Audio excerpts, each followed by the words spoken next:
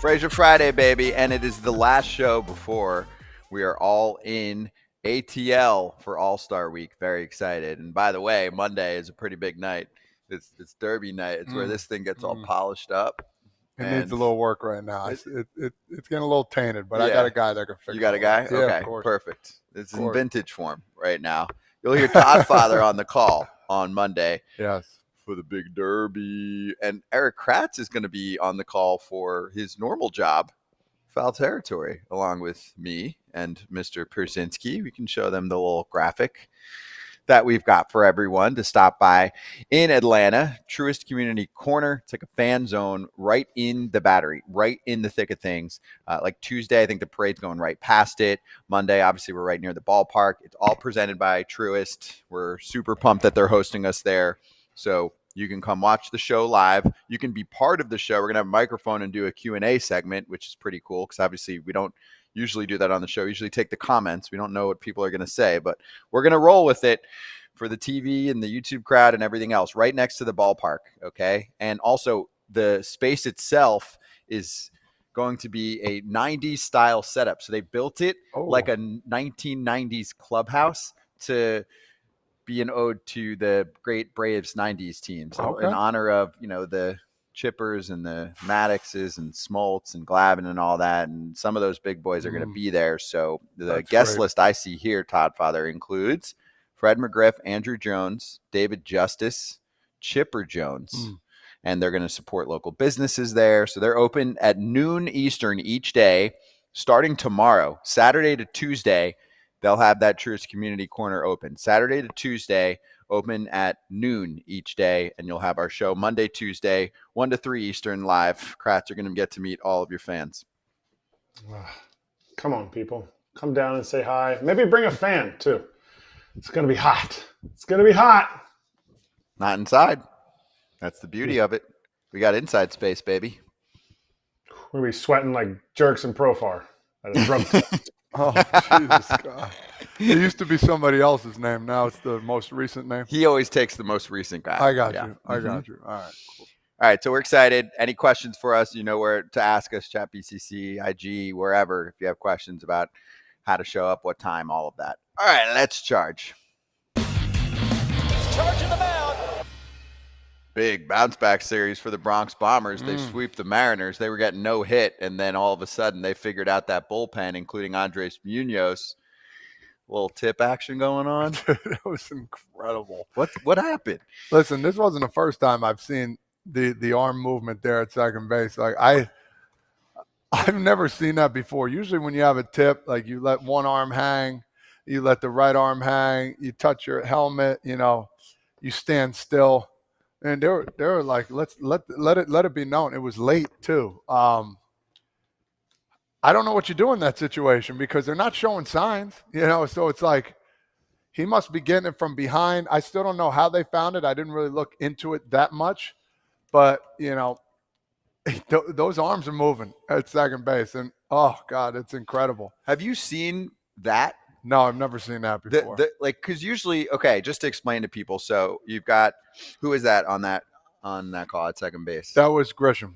So Trent Grisham's at second base, Kratz, and he is not being subtle to indicate to the batter what pitch is being thrown by Andres Munõz. I mean, they're doing it almost like you're looking for someone in the crowd, and you're like, "Hey, I'm over here." Yeah. Usually, it's like some very subtle sign, right, that you give to your teammate to not make it obvious. So what did you think of this approach? And do you think this could be more common in the game where players are just like, screw it, I don't care. I'm just going to tell the guy what I know. Well, who did it before? Was it Patrick Bailey did it to Pavetta? I'm not sure who was at second, but he was just like looking over his, like, and then he would signal. So I don't, that's why when I watched it live, and I know I've read different things about it, and I'm still not like, for me, it's not conclusive what they were doing or what they saw exactly, because somebody was saying that, they were getting information from first, too, they could see it.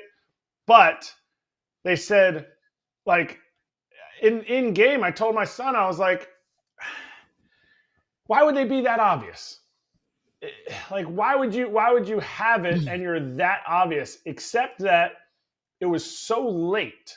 So if maybe the first baseman, because if you look, Muñoz had his glove like this, and he was really tucked. Obviously, over there is the second baseman. He was really tucked, but I think it was farther back here. So now behind me is the runner on first. So if it's a runner on first and a runner on second, could the runner on first be relaying it to the runner on second, who then is relaying it to the hitter? Because with lefties up, it's hard for them. You can't see what a guy on first is doing. But if you can see it from first because they're looking over the shoulder, possibly that's where it was at. But, I mean, Muñoz was digging deep in there. As a catcher, you can't do anything. You're sitting there like, oh, crap. They totally have the pitches. And he's not throwing strikes. It's like a double whammy. It's not like we can change our signs. He was up a creek right there. You can change pitchers. Yeah, you could change pitchers. You can, throw one up and in, let them know that they're not happy about that. But also, I think with Kratz, I like your idea, but you got to be like split second fast on all that stuff. I think guys are at second base. They found something in their chats before the game, the meetings. Yeah. Hey guys, if you're at second base, look where his positioning goes. Give him the sign. I mean, at the end of the day, you can't see what the catcher's giving because he's not giving a sign. So might as well be not as discreet. Let the world know, even if it's late, so then you could slow down or speed up. But the runner at second base, they've had something on a couple guys like that, and now you're starting to see it a lot more. They're flying away. Fly away. I don't know what you call that thing, but it worked. It worked, and they won the game. So you take whatever you can get. Todd, you and I have been in pregame meetings. We've been in pregame meetings with the Yankees. I'm not going to blow up their spot, but the guys who are doing that, the guys who are looking for tips on pitchers, whether it's from second, whether it's from how they set or it's a double set, their foot movement, anything, they have their own special section in the hitters meeting. And you've seen it, Todd. Like, these guys, they get a ton of stuff. Is it all? Some of it's kind of like, huh? What do you see? Like, oh, it's there. And Gardy would always be like, I see it. Yep, I totally see it. I'm like, I don't see it. Like, it doesn't matter. You're not playing. Yeah, no, it's everywhere. If they find something, they're going to have a video on it, and it's up to you as a player to either take it serious or want to do it. And if not, you move on and get ready to hit the baseball. Would they be like, you see, when it's slider, his glove is held at a 68-degree angle instead of 67. It would have to be like here to here, like something so obvious. And I think it was that obvious. If I was to look back and take like an hour to kind of dissect what he was doing, Kratz, you're really good at it too. Like it seems like it wouldn't take that long because it looked really, really something visible because they were doing it a lot. So and if I was, there's a lot of things. Pitchers, some pitchers have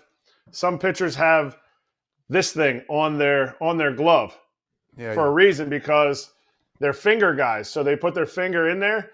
Now you can't see when that finger moves, where if it's above there, you can see where that finger moves because they're digging for a different pitch. Or some guys, I would even tell some pitchers, like they have their name right there.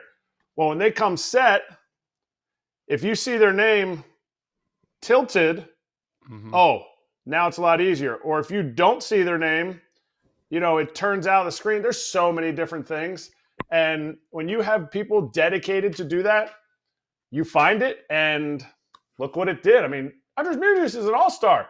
He's got a 1.5 ERA, below 1 WHIP on the season. Like, this is a tip that everybody else is like, why don't we have this tip?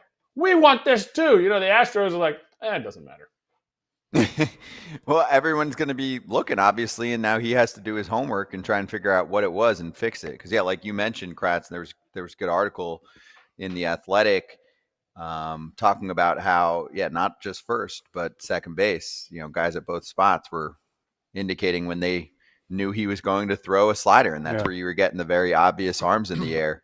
Brendan Cootie and Chris Kirshner, by the way, putting that article together. Also, I mean, when it's that obvious, the Mariners are on top of it too. Cal Raleigh's like, obviously they weren't making it very discreet when he was tipping the slider in the 9th, and the Yankees were being no hit through 7 innings. Bryan Woo, all-star, looking like a stud. And then they cracked the bullpen. It started with Matt Brash and then Andres Munõz. So here's my follow-up, Todd Father. Andrés Muñoz is, I don't know, probably 28 or something. I'll look it up in a sec. Yep. He's got a long career left to go. Why would you make it so obvious that we all know it's a tip that he has to fix versus making it super, super discreet? And this is a team that you could battle for years with their closer, and we might have been able to look at the Yanks and be like, for some reason, the Yanks, they must have something. They always get him, but we don't know. Maybe they just have good success against him. They literally just told the world, this guy's giving away his slider, and now he's going to fix it. It's Major League Baseball. Yeah, and pitchers they're accustomed to doing their little quirks, their little things. It's just a simple adjustment. I mean, whatever he wants to do, what he wants to come set here each time, or he wants to bring it closer to his chest. But why did they give it away? So this is my question. Why did who give it away? The Yanks. Like, does the other team trying know? To win a baseball game. No. I know that, but I'm saying, like, what if you did like there are things that don't get a little picked more up. Discreet. What if you just did one of these things and then wait? Yeah. What if it's the Yanks and the Mariners meeting up in the playoffs this year, and they could have smacked him 1 or 2 more times without him noticing? Why did they make it so damn obvious? Isn't that the reason why it's a really good make question. it subtle? Like when you guys would see a tip, right? And there's a guy at second that is giving the signs away. Most of the time, for the average person watching, or even for a team, they don't know because that's what signs are for. Why did they do this and say, hey, this is the only time we're ever going to be able to smash Muñoz in this very way? I don't know. That's a really good question. Isn't that weird? I'm not sure. It's a regular season game. I need you to choose. It's one of 2 things. Either Belly, who else was out there? Belly, Dominguez, and Grisham were the 3 guys that were on second. I think so. Either they were all so beamed out, so caffeinated out that they were just like, I don't care, we got it. Or maybe everybody's deked.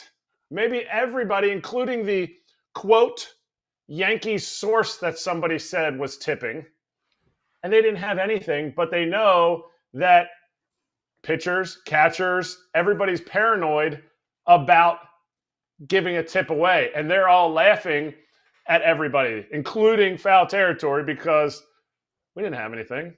Dude's nasty. He just wasn't throwing strikes.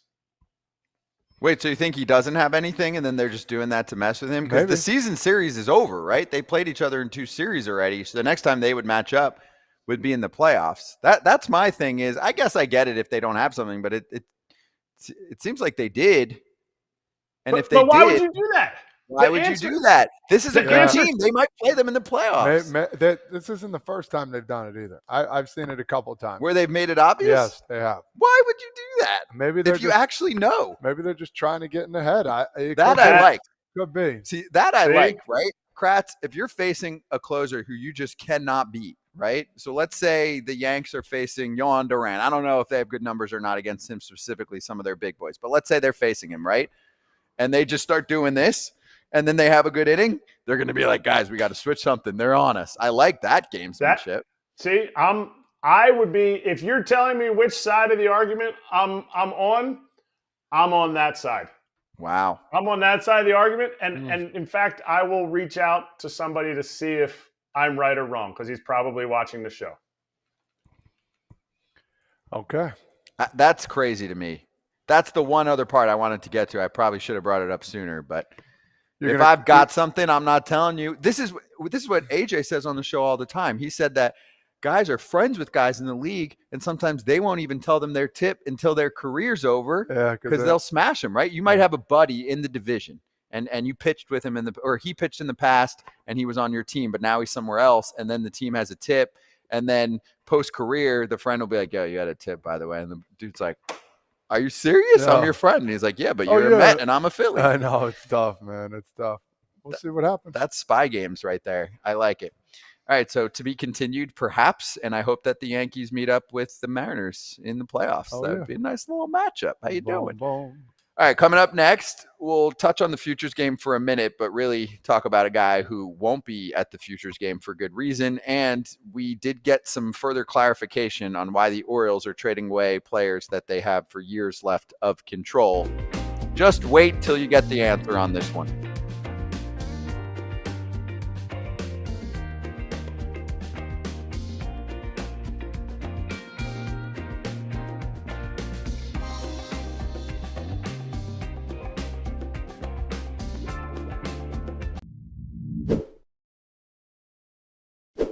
AJ, we're in Vegas right now, and I have not had a lot of time to eat during the day. So No. what could we do? I would love a Huel right now. Vanilla Huel would go down perfectly because when I have to skip meals because I'm too busy doing what you do in Vegas, which is not eat, I need a quick replacement, and Huel is the perfect thing. I'm a chocolate guy myself. It's got the chocolate milkshake vibes to it.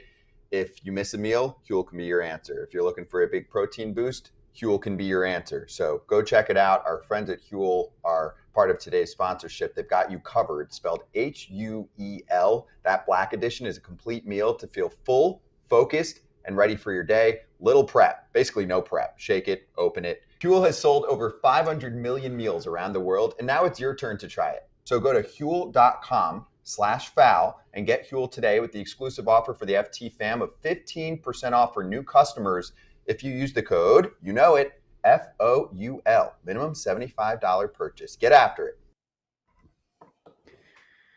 Hey, a little more news for the Yanks. Clarke Schmidt is having his Tommy John surgery today. I mean, most surgeries are in the morning, so he probably already had it. Sucks for him, of course, and for the Yanks and their rotation depth. But we had talked about the news, I think, a couple of days ago. And usually you get this done as quick as possible because you want to try and get him back as soon as possible. But realistically, Kratz, it's the few day difference doesn't really matter. He's not coming back until 2027, no? We might have this discussion with Brandon Woodruff. Maybe the few days does matter. Maybe it matters. He gets it in the morning today. He doesn't have to wait till the weekend. Does that extra 3 days? To me, in surgery and rehab, every day matters. But we'll ask Big Woo. He just went through a big rehab, but I doubt we see him next year. Yeah, I mean, it's July, and the timetable, is this his first or his second? I don't know that he had one before. I'm not sure. I don't remember him having one before. If it's the first and it's not an internal brace, Yeah, it's, I think, 14 to 16 months. it's that long. I think so. So if they're taking it that long, yes. Right. So if it's, Okay, let's say so it's 14 months, okay? We're in July. That takes you to the end of the season. Oh yeah, no, you're not playing. No. 'Cause the rehab. You're going to come back September 20th? I mean, what are we doing? I think June. Right? I think June because you see some guys who like try to rehab it for the first month and a half of the season. I think June is where they're starting to like cut that off. Like you ain't making it back past like June 15th.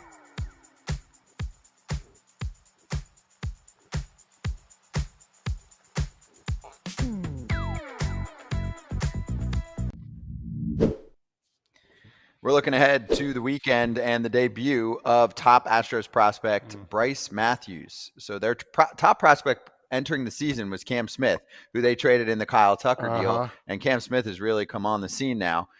Next up is Brice Matthews. So Brian McTaggart broke the news yesterday. He said he's slashing 283, 400 on base, 476 slug. He is raking at AAA. Also has 10 dingers and 25 stolen bases, playing mostly second. Okay. And he was set to play in the Futures game. It's a great phone call. Hey, actually, we're not gonna send you out there. You're going to the big leagues. Oh man, he's like the modern day Jeff Kent. The guy hits homers, he runs, and he's a beast. Gets on base all the time here. So this is fantastic for a Houston Astro team that's doing pretty darn good right now. They're coming on strong, and it just seems like when they're out of the woods, all of a sudden, boom, something just clicks again. They go on this spree of beating very good teams left and right, like the Dodgers for one. And this is another breath of fresh air. It's like having a second or third win right now for this team. Another key cog that, should help them along the way getting into the playoffs. No Yordan Alvarez for a good chunk of the season at this point, and yet the team is humming. They're in first place. Jose Altuve has been a little bit DH, a little bit of second base. Obviously, outfield was an interesting experiment. Not for everybody, but no. But This is the guy. I mean, they're hoping this is their second baseman for the next 10 years. What's the matter, Kratz? A lot of punch-outs. A lot of punch-outs in the bushes. I get it. You know, I think his walk rate is – I think he's got like 50 walks in like 330 plate appearances. He's almost had 100 punch-outs already. I get it. He's got 10 dingers. You know, it's not like a huge number of dingers per plate appearance, but punch-outs in the minor leagues, especially now with the way the AAA pitching is like the gap between AAA pitching and big league pitching is expanding. You're coming to the big leagues.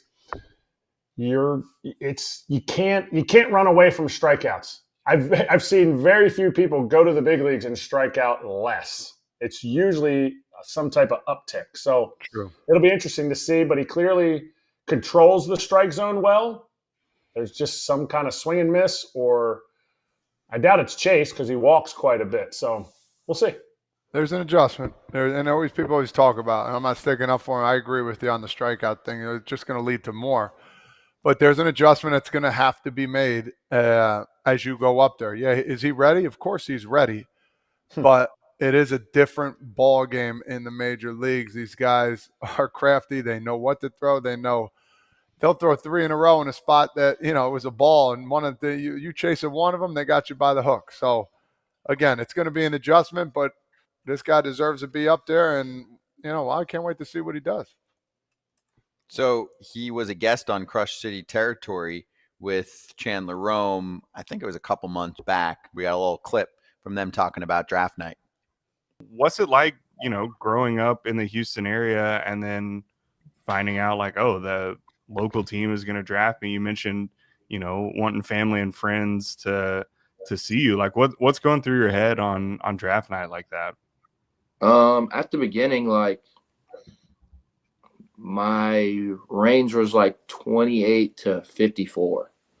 So like I didn't really have my hopes on any place. Like it was like whoever drafts me is like, that's all I wanted was to get drafted. It didn't really it wasn't really a team or whatever. Cause like, you don't know. And, when it happened, it was just like, I couldn't even put it into words. It was crazy. Just have like my family and like my best friends here. It was great. It was so much fun. Just like to be celebrated, and it was a lot of fun. I still can't really put into words. That's cool. That was with Tyler Stafford and Chandler Rome, Crush City Territory, which covers the Astros a few times a week. Part of the FT Network. Yes, Kratz. I was just gonna say, Brice better understand. He's playing for free this homestand. Oh, yeah. Tell me, Todd. Tell me you didn't play for free when you came to Philly, New York. Come on, Kate. Especially those first couple of years. And then I got my senses and said, hey, listen, I'll give you some Friends tickets if you really want to. You know where the Friends tickets are? They're like way up there. And then when somebody complains about the Friends ticket, be like, oh, did you want something closer? I'll tell you how much they are. You just can't, I get it. Guys make 6 figures. Like, he's going to come up and he's going to make $720,000 prorated for the year. Listen. He's from Houston. Yeah. If he's putting tickets down for, who did he say? His family, his friends, his neighbors. Yo, Brice, I'm bringing my cousin. Can I get 3 tickets? Yeah, exactly. All right. Bro, at the end of the year, Kratzy, did you look at your stub, how much money you paid for tickets?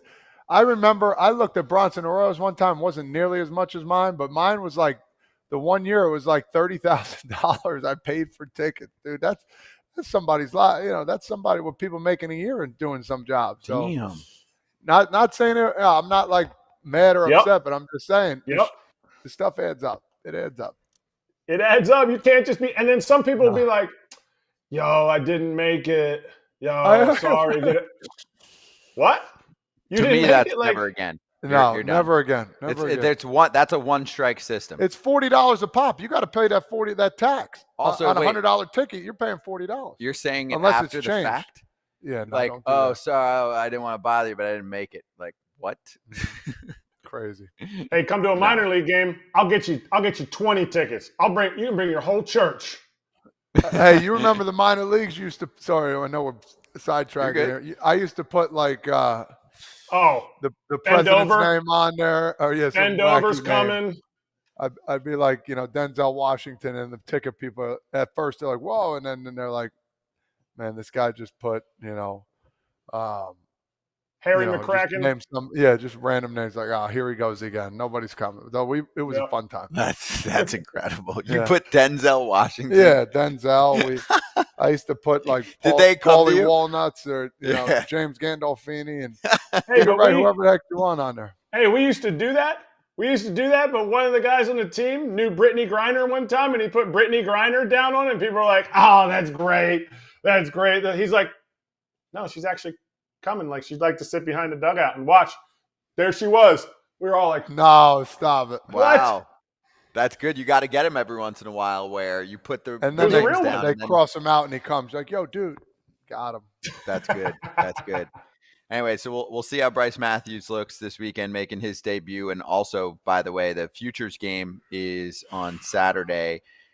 Leo DeVries, big prospect in the San Diego Padres system. Phillies pitcher Andrew Painter.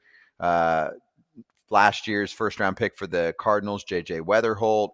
Jesus Mate, Brewers' big prospect. Charlie Condon, who went third overall to the Rockies last year. American League, you've got the Tigers are loaded with prospects still, which is scary for people. Guys like Max Clark, who was a former first-round pick. Kevin McGonigal, a lot of people are really excited about. Sebastian Walcott, who I think is now the top prospect in the Rangers system. I think Noah Schultz for the White Sox is scheduled to pitch. So it's a good list. Here's the biggest problem with that whole deal, Kratz. It's Saturday at 4 p.m. Eastern time.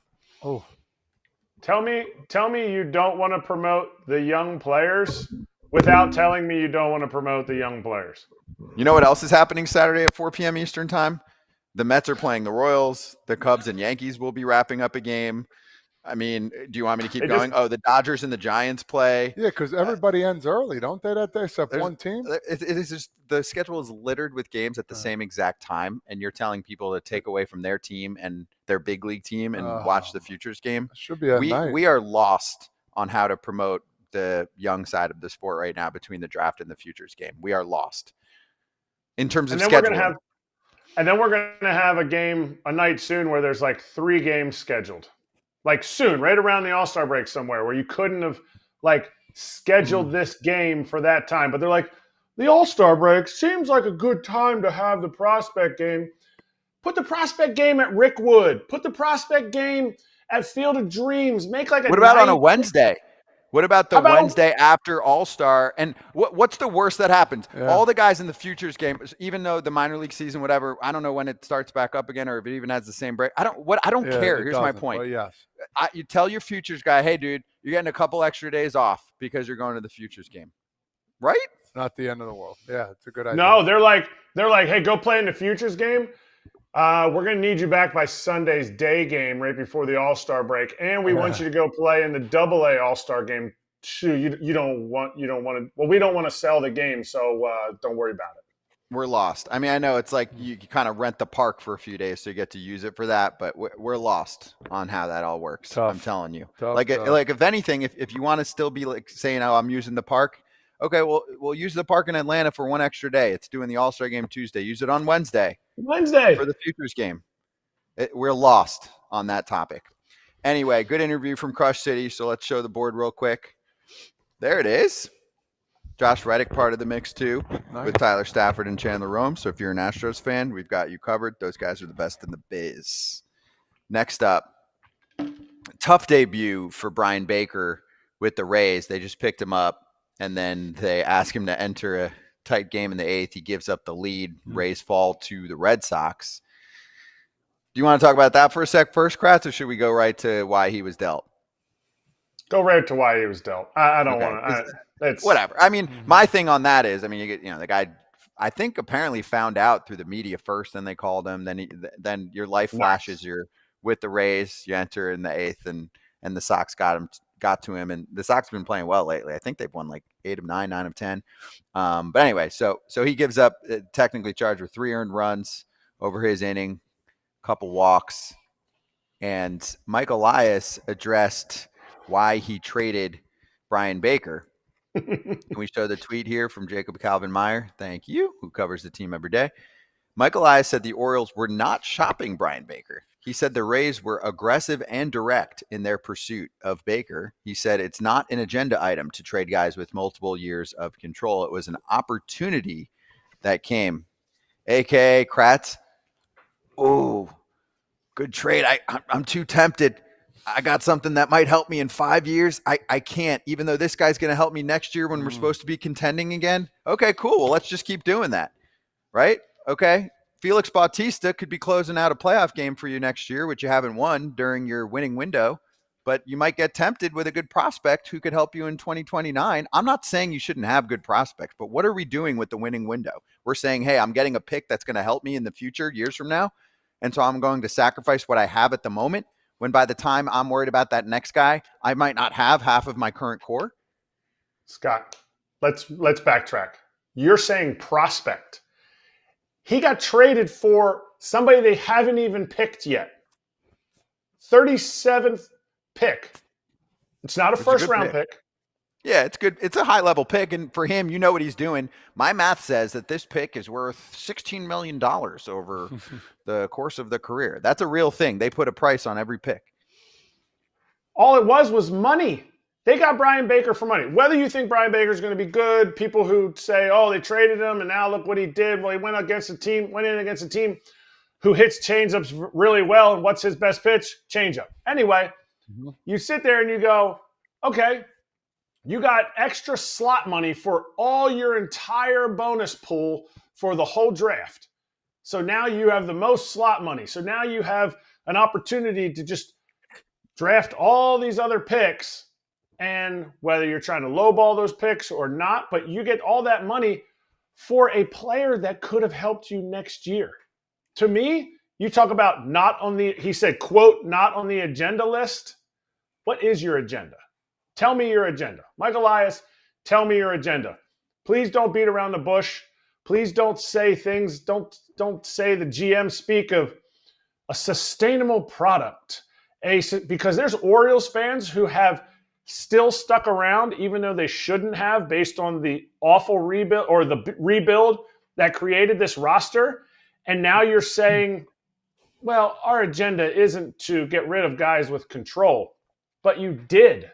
You did get rid of guys with control. And now he's not going to be there. You have to replace him, which you didn't do a very good job of this offseason, replacing pieces that were missing. So to me, your agenda needs to be explained, or maybe you shouldn't be back. Is the goal to always have talent flowing, or is the goal to also make sure that you actually win during the time period when you're supposed to after tanking for 5 years? I'm lost on the topic. Hey, internally, they might be saying, you know what?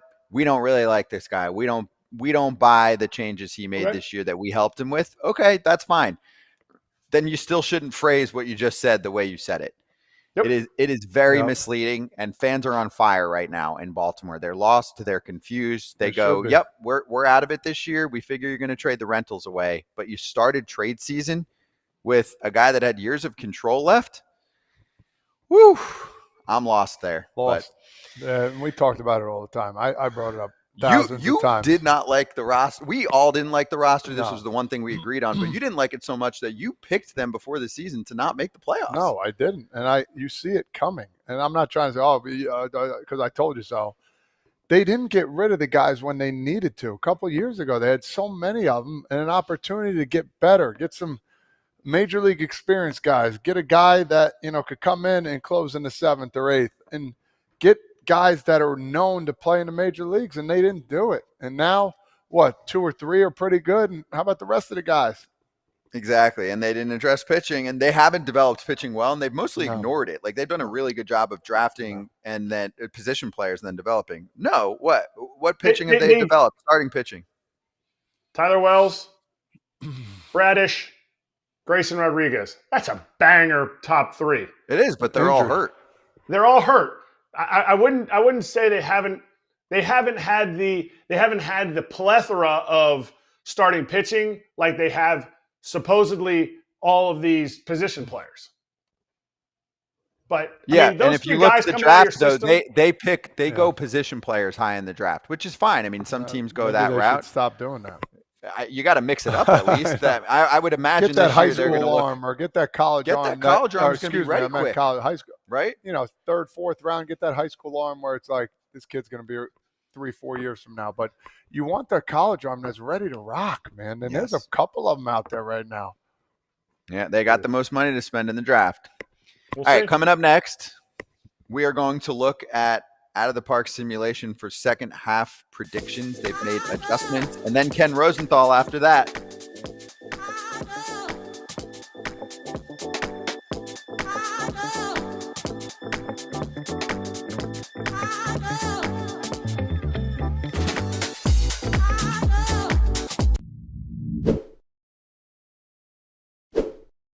Kratz, we talk about HelloFresh a lot, but in the same fam is another option for you if you're looking to go on your little wellness journey or you're very picky in terms of what you're looking for ingredients-wise. You can go Green Chef this summer.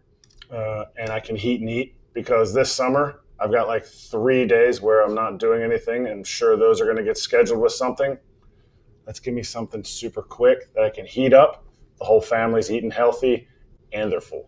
Menus change weekly, 80-plus dietitian-approved weekly meal options. Green Chef makes it easy to find those meals to fit your lifestyle, so go check it out. FT fam, there is an exclusive offer. Make this summer your healthiest yet with Green Chef. Head to greenchef.com/50territory and use code 50territory to get 50% off your first month, then 20% off for 2 months with free shipping.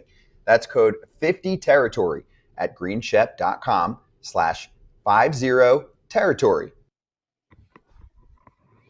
Hey, we got some All-Star Edition news. Multiple. I just heard Casey Mize cracked the roster. I just heard Carlos Rodon is replacing Max Fried on the roster. This is Bob Nightingale saying, ending any suspense who manager Aaron Boone will select to be his AL starting pitcher for the All-Star game. Tarek Skubal gets the announcement. Makes sense. Cy Young winner and top 3 contender for the award again. It stinks. You think about it, like for the guys that are true all-star. I'm not saying these guys aren't that are coming in to be an all-star. Oh, the replacements. Yeah, why? I wish you can make it so all these guys can get a little taste. Some guys it might be one time they ever do it. So they'll still get the jersey. They'll still be an all-star, but they just can't go to it and perform. So that's the worst. That's the toughest part. But for guys to get in that were on the fringe, even better. So it's that happy, good, bad kind of thing. Yeah, Casey Mize just got the call too. So I don't know. I didn't get to see who he's replacing, but bunch of pitching replacements. It always happens, Kratz, because a lot of teams, whether it's set up or not, will have their starters going on a Saturday or Sunday, and then they'll bring someone instead. He replaces Crochet, by the way. Casey Mize for Crochet. Yeah, I thought the guys that went Saturday usually still pitch in the game, but I mean, I guess they're pushing that back now to Friday. So Skubal's going tonight. Fried's going tomorrow. Definitely Sunday guys are out. I get that. Yeah. That I get, yeah. At some point, they're going to say, unless you add full rest, we're not letting you do anything. They should take a whole week off and have it like the next Friday, Saturdays, Friday, whatever. Do that. And then fly them out Sunday and then baseball back on Monday. Boom. Nice big break.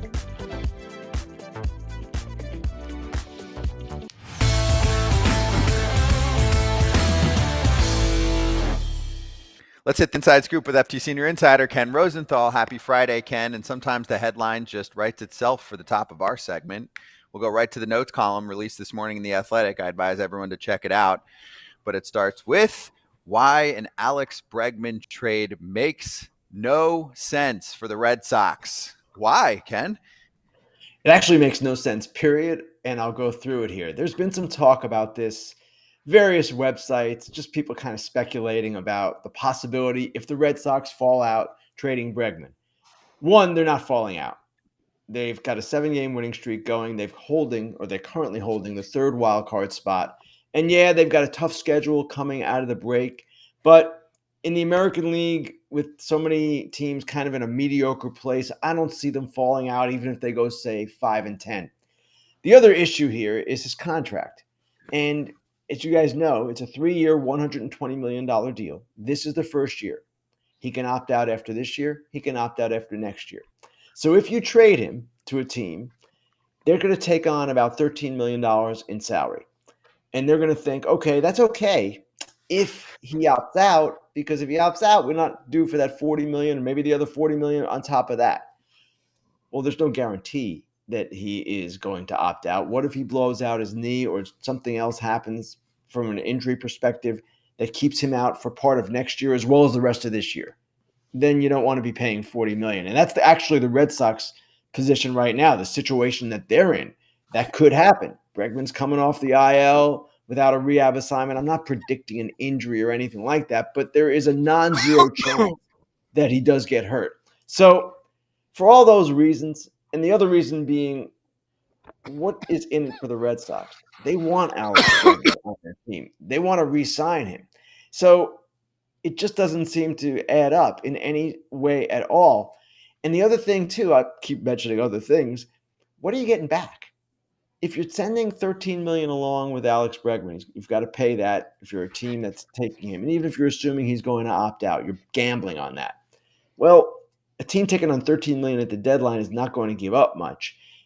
If you want, and you're the Red Sox, you can contribute money and send some money along. But then what are you doing? You're getting a better prospect package. They don't need any more prospects. They're good. So I just don't see the logic of this at all. And I know it's the time of year where we all speculate and we all kind of dream up ideas, but this one to me seems like a distant dream at best. Even if they were out of it, you look at that roster, because I was just at Fenway. I just talked about it yesterday. It's Trevor Story and Alex Bregman and a bunch of kids from, high school. Like, it is a young team or inexperienced team. Like, a Romy Gonzalez is a little bit older, but he's not ancient. Do the teams still look at that as, like, would the Red Sox still look at that as like, hey, this is a guy who's won a lot. He can teach our young guys how to win. And if that's the case, does that increase his opportunity to maybe re-up or guarantee more of that contract this offseason? Not saying before free agency. I'm not saying he's going to skip free agency, but the Red Sox will be like, hey, your value is huge here because of this, the mentoring part. Erik, that's why they signed him in the first place. They knew they had these kids coming, and they wanted Bregman to serve in that leadership role. And we have another story on The Athletic today by Jen McCaffrey, who covers the Red Sox for us, about just the impact Bregman has made on players as individuals and as a collective. This guy is all about baseball all the time. He sees things on the field. He imparts that wisdom to his teammates. So, yes, they're going to want to keep him, and they're going to want to keep him for just the reasons you stated. They don't have many established veterans on their team. And not only is he an established veteran, he brings that extra intangible, that knowledge of the game, that savviness that, frankly, is in short supply today. So I don't know how it gets done, if it gets done, when it gets done, but it's something the Red Sox certainly are going to pursue. I want to skip to the Yankees here a little bit. Excuse me. Third base. I always thought Jazz Chisholm should have been a second baseman at the end of the day. I mean, that was just my opinion. Sorry, got something stuck in my throat. I got you. You want to make a call to the bullpen? I'm here. I'm yeah, here. Scotty. Give me All a right, little thank you. Okay, Ken, I know what he was going to ask about. The Yankees do now currently have a hole at third base, and my friend who used to play the position wants to know who you think they could scoop up around the trade deadline to fill now a very vacant third base hole now that Chaz is back to second. How'd I do? You did great. Let's go. If he can clear his throat, I nominate Todd Frazier. But no, seriously. I talked about this a little bit in the notes column as well. So with DJ LeMahieu, they just released him, and they owe him $22 million still. To me, that would sort of preclude them getting a guy who has a lot of money left on his deal. They're going to need to address other areas as well, pitching, starting, and relief. So when you're talking about Nolan Arenado, who has plenty of money left on his deal, when you're talking about Ryan McMahon, who has a couple of years left on his deal, that doesn't make as much sense to me from the Yankees' perspective as a guy like Eugenio Suarez, who is a potential free agent.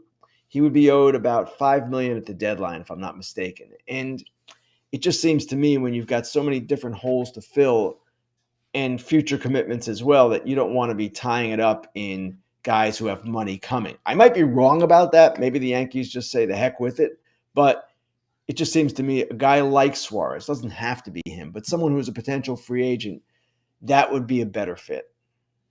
How about Ke'Bryan Hayes? And I say that, and I get it. People are going to be like, you're an idiot. We don't want Ke'Bryan Hayes. But so much of what was talked about the Yankees was defense. He would add that defense. He would lock down the number 9 spot in the lineup. I get that. Maybe he has an uptick when he's in a winning situation. Is that a possibility? I get it, though. It's the same as what you were saying, already has a contract, but it's not that big. Right. His deal is, I'm not sure exactly what the numbers are, Eric, but it's not as lucrative as the others, if I'm not mistaken. And Ke'Bryan Hayes, yes, he would give something to the Yankees that they badly need, and that's defensive improvement. They have been better defensively this year, and they'll be better now with Jazz at second. They had him out of position, let's face it. And he wasn't bad at third base, but DJ was at second. DJ was not as mobile as he once was, so it wasn't the ideal defensive scenario. Ke'Bryan Hayes does fit from that perspective, and I would expect that if he got out of Pittsburgh, he'd be a better offensive player. So dealing with the Pirates, not always easy, and I'm not sure what they'd be looking for from the Yankees, because what they need, Pittsburgh, is a group of young hitters to support the young pitching that they have. Can the Yankees provide that? I don't know. You're not getting Jason Dominguez for Ke'Bryan Hayes. They don't have many other young hitters. I guess Spencer Jones would be one. He's in the minors. He's doing okay. But I don't know that you do that if you're the Yankees either. So that, to me, would be more of the issue, finding the match.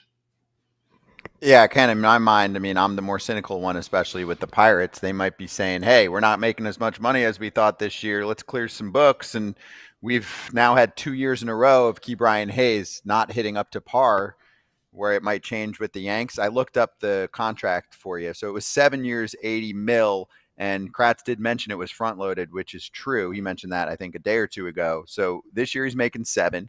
2026 he's making 7. 27 he's making 7. 28, 8. 29 he's making 8. And then there's a club option. That is for not at all 2030. prohibited. That's not Yeah. $16 million to do with Ryan McMahon or whatever Arenado is doing. It's in like the 30s, if I'm not mistaken. So that's a different deal entirely. In fact, $8 million for a player, it's almost utility player money. Not quite that, but certainly reasonable. So the money, I don't know that would stop the Yankees. The quality of the player might. And the offense is a question. And let's face it, they don't have to have a bopper at third base, but they want a competent offensive player. And maybe with Ke'Bryan Hayes, you decide, okay, the total package, we get a really, really good defensive player, a Gold Glove type third baseman, and we'll settle for less offensively. That's kind of how they see Volpe right now, quite frankly. And I don't know how many of those guys you want, but it's an interesting thought for sure. The D-backs are already out without Jordan Montgomery and Corbin Burns. If they're looking to sell, are there a couple guys that are not likely to go just because of their pitching depth? What do you think about that situation during the trade deadline? They have a couple of potential free agents who are going to attract attention if the Diamondbacks want to move. And that's still an open question. They have all of these bullpen injuries, all of these rotation injuries. It seems like it's a star-crossed season for them, and it's not going to go the way they want it to go. But Mike Hazen, their general manager, has been pretty adamant about saying, I want to buy, I do not want to sell. They have never rebuilt under Hazen. It's just not something he is comfortable doing. So if they end up trading one of the starters, and it would be one from what I understand, they would not trade both because then they'd have a difficult time getting through the season. Gallen, better in his last 2 starts, probably would get more attention than Kelly, who is older, 36. Granted, it's a rental, and he's a very consistent pitcher, but Gallen is the sexier name. In that case, yes, he'd be in high demand, and rightly so. He's Zach Gallen. He's been a Cy Young finalist. Merrill Kelly, though, is interesting, and I didn't know this until somebody pointed it out to me yesterday. He's 36, and in his last start against the Padres, he threw 4 of the 5 hardest pitches of his career. So his stuff is intact, maybe even ticking upward, even as he gets older. Wow. All right. let's finish with this topic. The Rays and the Orioles actually did make a real trade for a player that could be a contributor in a playoff game in a high leverage spot. Let's wipe away what happened for Brian Baker in his first start of hours into finding out that he ended up with a new team. I want to get your thoughts here. I know you touched on it on Fair Territory yesterday, but then in your notes column, it sounds like you learned a little bit more about how this went down, why it was this particular pick, and why the Rays were so interested in Brian Baker. I'm going to give you one more layer to add, Ken. I don't know if you caught the comments that we just talked about with Mike Elias saying, yeah, we weren't going to trade him, but if you tempt me with a pick, I'm in. Well, from Mike Elias's perspective, you've got a reliever with 3 additional years of control. He is a good reliever. I don't know that he's a great reliever. And given the volatility of relievers in general, you make this trade every day of the week, in my opinion, for the 37th pick in the draft. Gives the Orioles picks 19, 30, 31, and 37. And the Rays had 2 competitive balance A-round picks, 37 and 42. They couldn't trade 42 because while these picks are the only ones that can be traded, the competitive balance picks, that one already had been traded. They had acquired it in the Jeffrey Springs trade. So that one was out. 37 was the one they had. And from the Rays perspective, it's so difficult to make a deal this time of year. Teams are getting ready for the draft. They're not really ready to declare themselves sellers, buyers. It's just too early. The deadline's still 19, 20 days away. The Rays wanted to get something done. Their bullpen has been reeling over the last 2 weeks or so. So to get something done, they had to part with that pick. And in their minds, Baker is a quality guy. He's kind of platoon neutral going forward in their heads. And they see him as someone that they can keep for a couple of years. They weren't going to give the pick up for a rental. But with 3 years of control through arbitration, this was something that appealed to them. Okay. Do you think that the Rays will continue to be active like this, Ken? Last one here on the Rays. Do you think that they're going to push chips in? I know you talked yesterday about how they were very definitive last year, selling pieces, but it seems very clear that the Rays feel like they have something this year, and we'd all like to see that ALCS in Miami, right? They had every reason to sell last year, Scott, and they did sell. They traded 9 players, got 16 back. Most of them were minor league prospects. And this year is an entirely different competitive scenario. They're in this thing. They're in it pretty well. And until this recent slide, they were looking really good. And they've got Shane McClanahan coming back. So they can do some buy-sell things. Zach Littell is a guy that, for me, doesn't get enough attention. He's a very consistent starting pitcher. He's not sexy. Doesn't throw a million miles an hour, but he gets the job done. The Rays could possibly flip him to get something else that they need. I do expect they're going to add maybe even more to their bullpen. Yes, they will be active. They will be trying to do some things. There's no question in my mind. When they are good, the Blue Jays are like this too. Much different financial circumstances, of course. But when these teams are good, they generally go for it. And I expect the Rays will do that. If Shane McClanahan comes back and he's anything like Shane McClanahan, I mean, the Rays could be a problem. I love it. I'm into it. Ken, thank you. We'll see you in a few days. Thanks, Scott. Yep, sounds good. Appreciate it. Safe travels. Ken Rosenthal, Fair Territory, twice a week, Mondays and Thursdays. Thursdays are live with Alana Rizzo, and Mondays now are live as well with Ken riding solo, ready to answer all of your questions about the trade deadline. And Ken will join us. I think we'll see him on Tuesday for a little stop by at the Truist Community Corner. So if you'd like to join us, again, if you missed it earlier, we're going to be live there Monday and Tuesday. It's right next to the ballpark. So if you're hanging around the area, come kick it with us in the little 90s style setup that they have. There's photo opportunities, meet and greet, autographs, retro jersey giveaways. There's obviously music flowing besides when we have the show going. And then scheduled to join the party are David Justice, Andrew Jones, Fred McGriff, Chipper Jones. We're talking to some current players about potentially stopping by, and some former players plus Ken. I have the invite out to John Smoltz. So it's going to be awesome. Stop by. FT fam, coming up next, we will go over those second half predictions.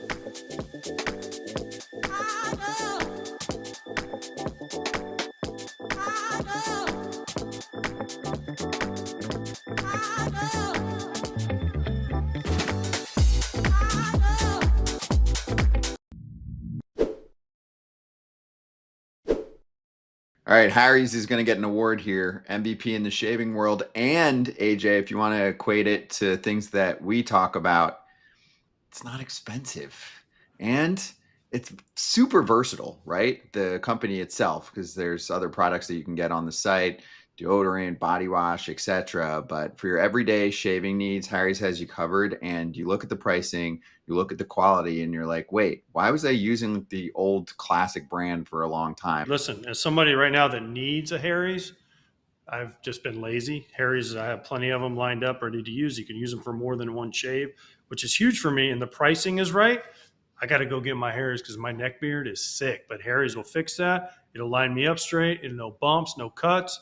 It's exactly what I need for a great price. That's right. Get the edge on your shave with Harry's. Normally their trial set is $10, but right now you can get it for just $6 at harrys.com/foul. That's our exclusive link, harrys.com/foul, for a $6 trial set. Good body wash and other products as well with Harry's. So make sure you check that out. Support the FT fam. Trial sets are cheap. Quick question, by the way, from Jamin in the chat. What's the purpose of not being able to trade draft picks? That's a great question, Jamin. And it's a question that nobody can answer because it requires collective bargaining, which we've hit quite a bit over the last couple weeks. And we have one side that said they would like to see it and another side that said they would not like to see it. It's that simple. That is a fact right now. One side wants all draft picks to be traded or allowed to be traded because it would create more excitement in the game. And it's actually the side that would have to deal with the repercussions of bouncing around, right? It would create more trades. I know getting traded for you guys is not the most fun thing in the world to just hop the family to another city, but they know the good of the game, that it's fun. You can say I'm being biased, but it's a fact. One side is for it. They would do it tomorrow. The other side is not for it at the moment, and they want something. Who is it hurting, though? I don't get it. I did. Do you remember what the explanation was, Kratz? Their explanation, while super vague, was always, we're not sure if the owners would, if the teams would use it inappropriately. And we were like, well, what does that mean? As a player, what does that mean? So you just don't know how to regulate it? Look at the other sports. Everybody loves the draft trades on draft day. Like, oh, we're moving up to go get Chase Burns, who's going to help us in our playoff run. Moving up to go get Finnegan, who's going to help us in the playoff run with the Royals. Like, that is intrigue. It makes too much sense, so it's not happening.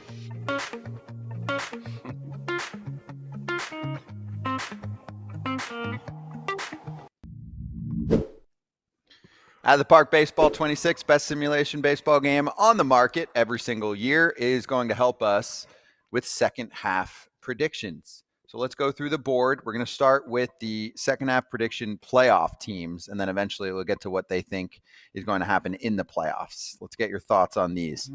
AL division winners. They have the Tigers, the Yankees, and the Astros. Now keep in mind, they were able to spit out simulations with what is currently happening. So they know everything. They know the records.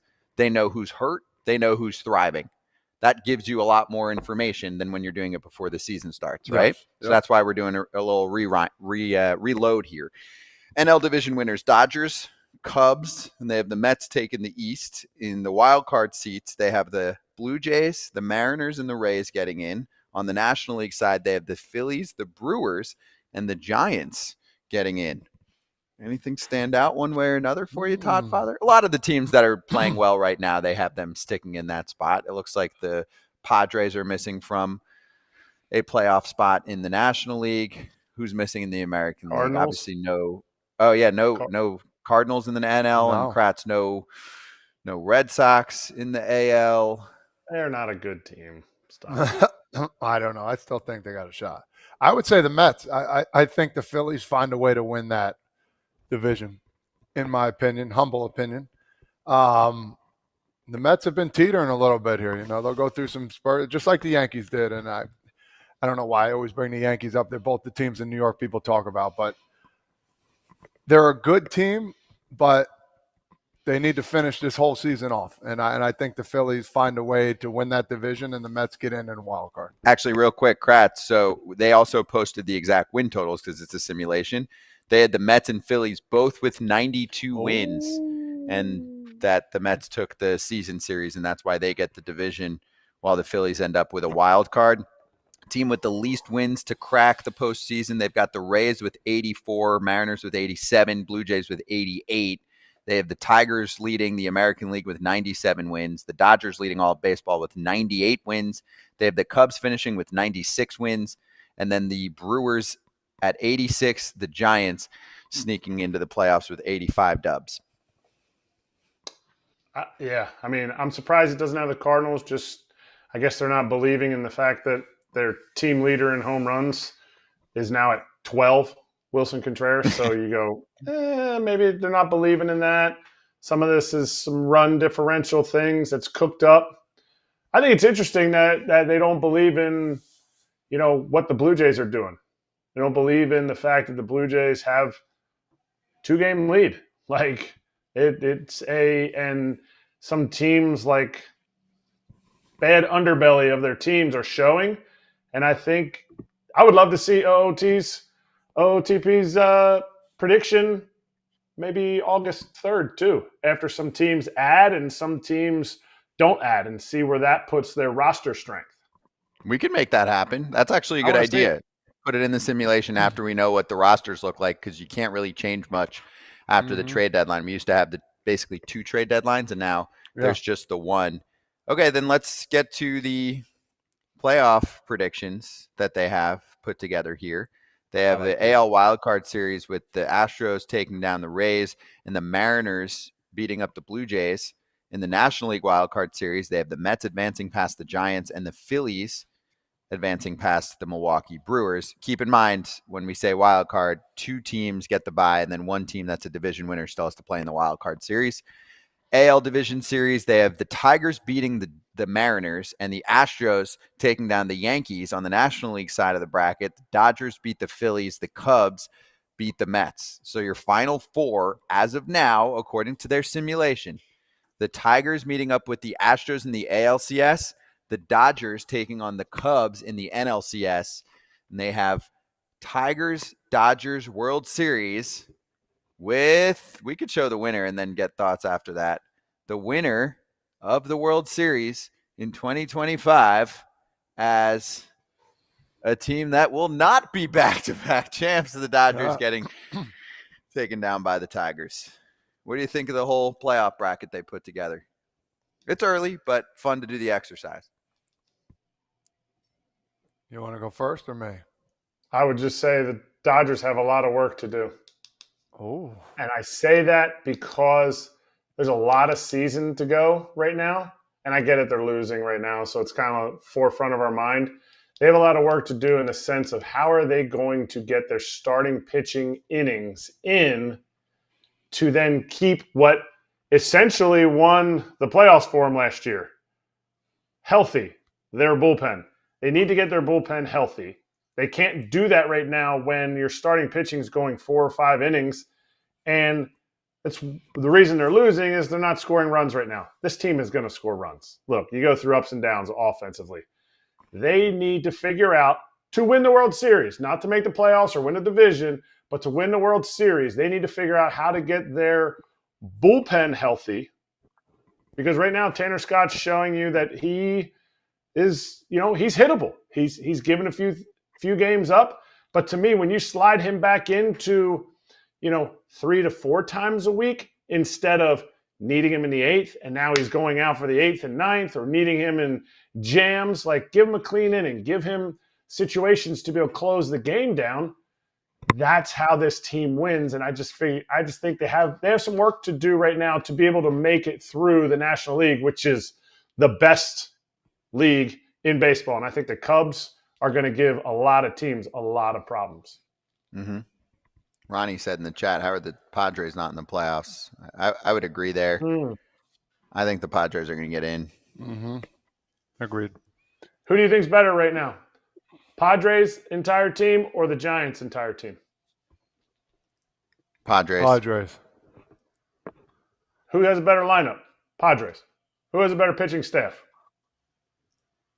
It's close. Probably. I mean, you don't think it's close?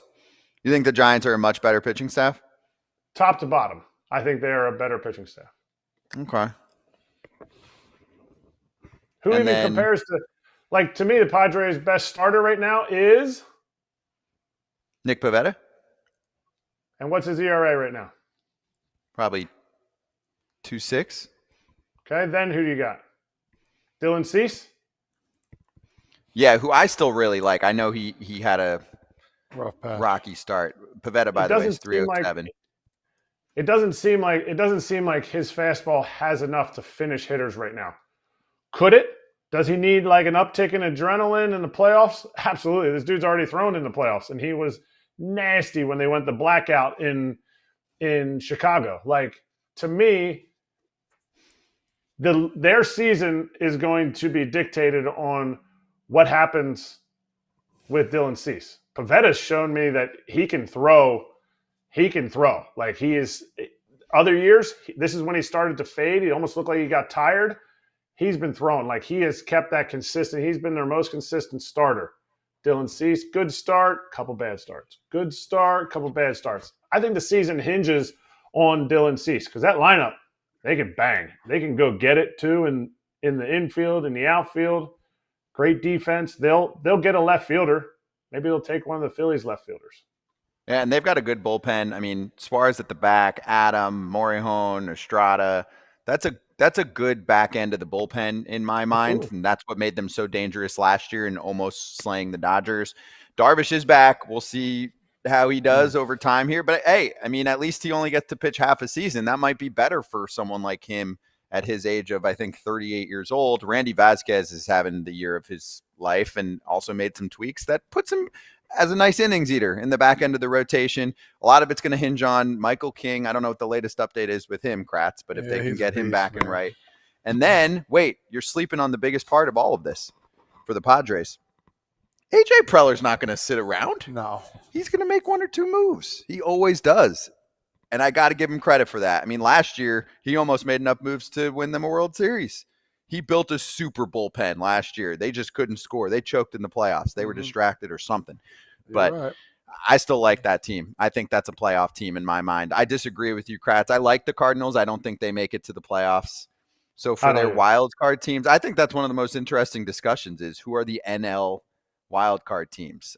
The Braves falling out of the East makes it a little easier to decipher because you got the Mets and the Phillies. They're going to get in, right? We all agree with that. We all agree that the Cubs are going to get in.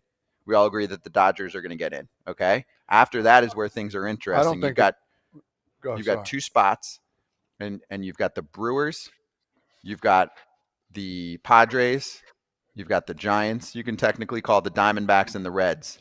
So 5 teams for those 2 spots.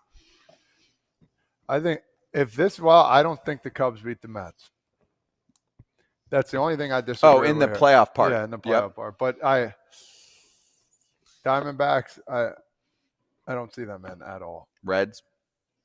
It's so hard. I hate to root against them because I love the team, but they just can't get over the hump right now, man.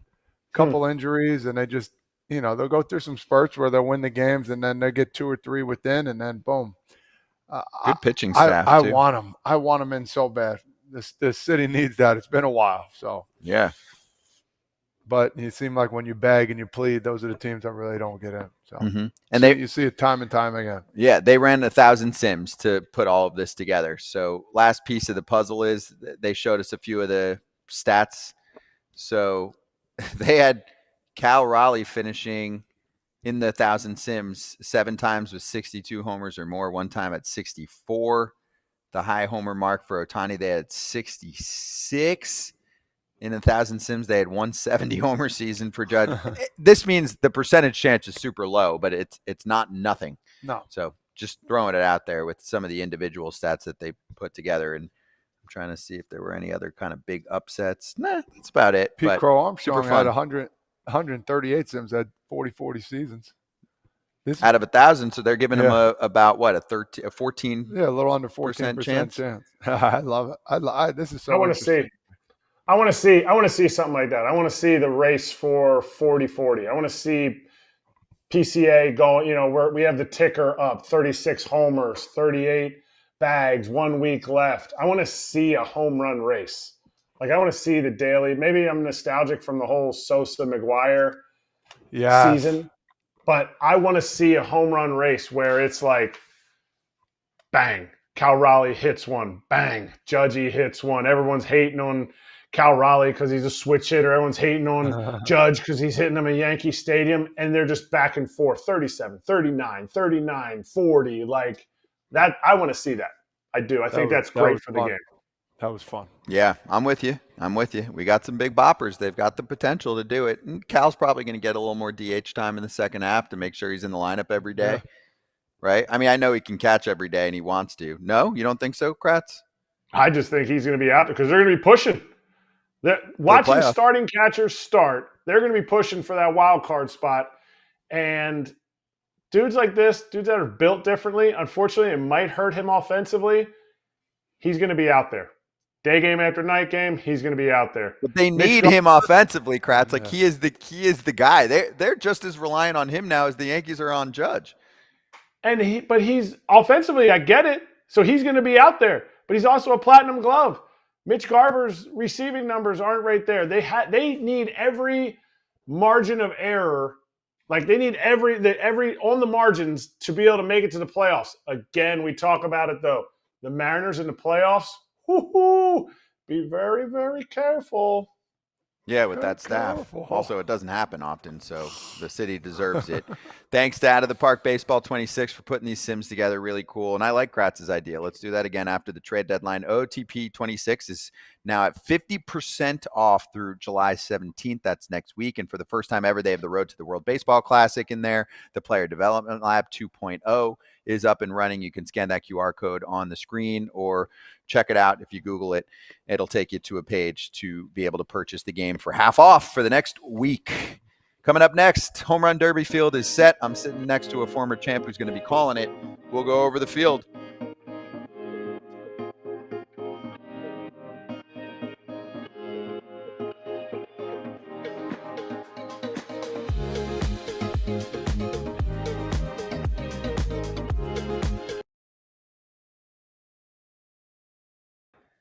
Let me see if we have anything good so far today or anything we didn't get to as well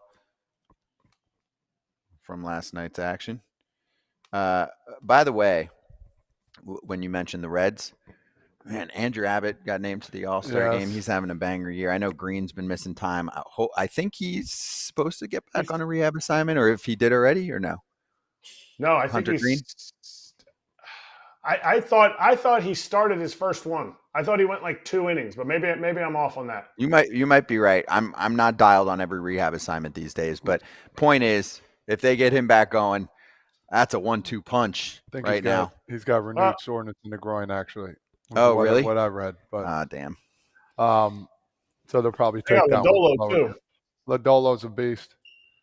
I'm just drawing a blank. I played with him in the Olympics. He almost had Martinez. He almost had a no-hitter. So that was pretty cool. That ball should have been caught. Bro, I was reading Zach Cozart said the same thing on there, bro. He got a lot of heat for that, but I in my mind, you got to run through the wall. At least give a chance to look like that. You gave it all to go through a wall and try and catch that ball. It was up there for a while. I think I kind of agree with him on that. But yeah, I mean, they got the pieces. They got to put them together through the long haul. That's the issue, I agree. I can't figure those guys out. I want to see them. It drives you crazy. My team, we could do this maybe next week, on the outside looking in, that I think could still sneak into a playoff spot. I still like the Royals. I think they could trade for a bat. Their offense has been bad, but I think Bobby Witt's going to have a big second half. I think Jack Caglianone's going to have a good second half. I like Jack. They got a good rotation. I think they can make the playoffs. I don't really like any of the rest to make the playoffs. Angels aren't making it. Twins aren't making it. Guardians are 43 and 48. And it's crazy. That's a team that's usually definitive that they're probably going to sell at the trade deadline. Good. At that rate. I mean, they're only a game and a half better than the Orioles, and the Orioles already started selling. So could be interesting. The Mariners are a game out of a playoff spot right now. I know OTP had them in, but for the wild card right now, what do they have? They have all three. Do you know that right now in the standings? So you've got 4 teams as of today from the AL East making the playoffs in the real standings. That's incredible. That'd be insane. Because of the Red Sox run right now. That's crazy.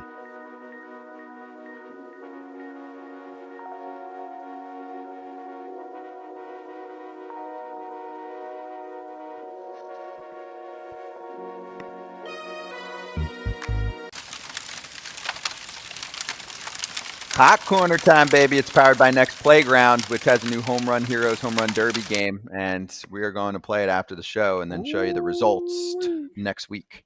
But the Derby field is set. We learned about the last two yesterday, Brent Rooker, and then after the show, it was announced that Jazz Chisholm will also join the field. Todd Father, I know you're going to be part of the broadcast. We're excited to hear you on there. Ronald Acuna Jr., Cal Raleigh, James Wood, Byron Buxton, O'Neill Cruz, Junior Caminero, plus Rooker and Jazz Chisholm. Size it up for us. What do you think? Yeah, I mean, I was looking at, BetMGM. I was looking at to see where the numbers are.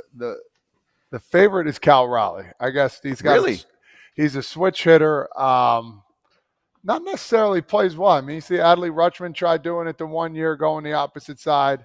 You're still going to be exhausted. I don't care what side you hit by. You got Byron Buxton, the Georgia-born guy. He's going to be playing for free that day. O'Neill Cruz.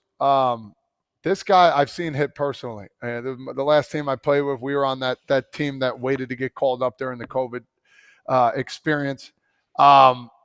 This guy can hit the ball, and he hits the ball hard. But here's my thing about him. He hits them far, but they're line drive. So this is going to help him get more at a time. Of course, he's going to pop some up that are going to get out. But his trajectory is this way, not up and out. That's a guy I'm keeping my eye on. The biggest underdog is Brent Rooker. And I happen to really like this guy, and I like his chances actually too as well to make a big splash in this home run derby. Two-time All-Star. Guy can hit homers. He's played at a minor league park for half the year so far. I see him making a big splash in here. And then another guy that pops in mind, Junior Caminero. You've seen the excitement. You've seen the energy. Is it going to be too much of the energy that all of a sudden he fades out the second half? There's a lot to look into. This is going to be a memorable home run derby. A lot of young stars, a lot of first-timers, Scott. I can't wait to see. And, Byron Buxton, I can't wait to see, too, because he can hit the ball far away. Oh, yeah. Does he do that in BP, though? So we'll see. He's a sick athlete. And who are they going to throw? We'll get all that information. Who was throwing to? Is your brother? My brother. But how are they going to throw? Lob? Are they going to throw firm?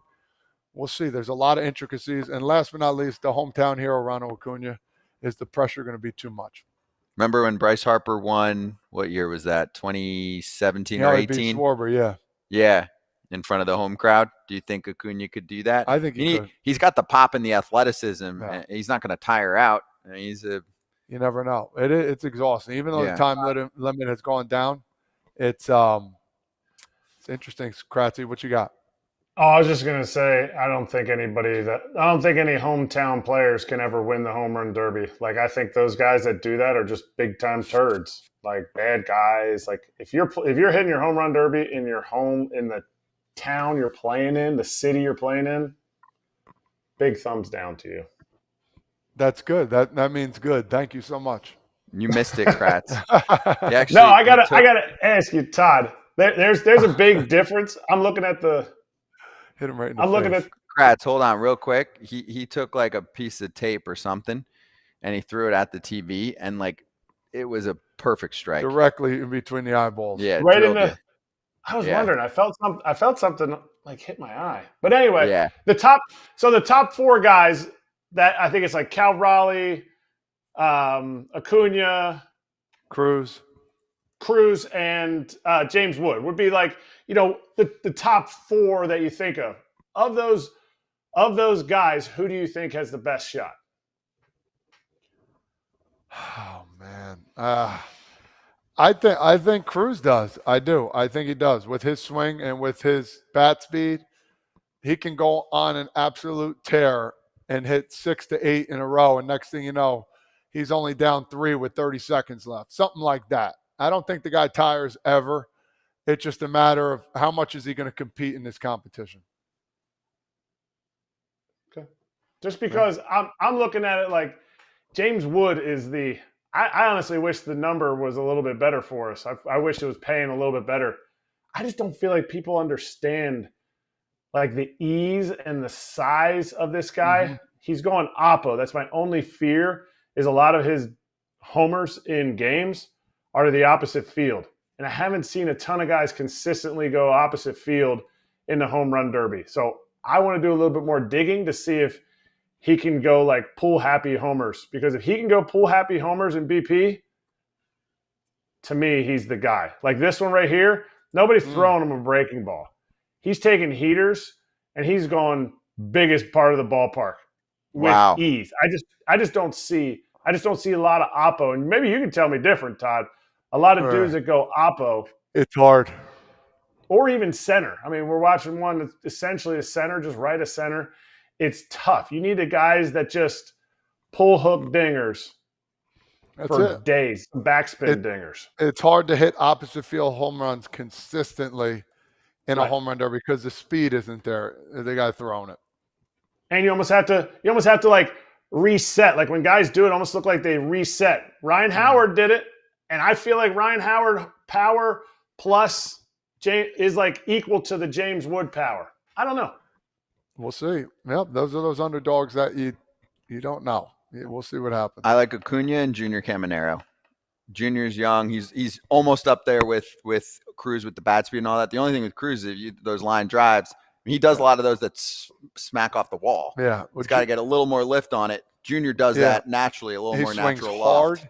He swings ferocious, and that might lead to more pop-ups too as well. True. But not saying he can't do it. Okay, I like it. Let's show off the bling, the home run derby champ chain. That's wow, nice. They're giving a chain out there. Yeah, that's nice. That's cool. It's got to be gold, no? Yeah. It better be. That looks good. What does it say in it's the not middle better there? than a trophy. Yeah, but it's right, exactly. But it's still cool. There's somebody's signature on there. It does say keep swinging. Keep swinging? Yeah, well, that's the name of the game. Todd Father knows it. Anyway, Next Playground sponsored this little segment. Thanks to them, it's Amazon Prime Day, and you get 20% off of $50 savings in celebration of Prime Day to get the console and play over 45 games, including Fruit Ninja, which Todd Father's kids have been playing during the entire show, and Home Run Heroes Star Strikers with original anime art style 1v1 local matches, and you'll see how we do, including Todd Father. We'll show you the results next week. Scan the QR code on the screen, takes you right to the site where you get the discount, and here's what the game looks like. Even summer needs a backup, a pal, a little sidekick in the good kind of chaos. The kind of partner that turns living rooms into playgrounds and reminds us what our bodies and our hearts were made for. Play that moves you.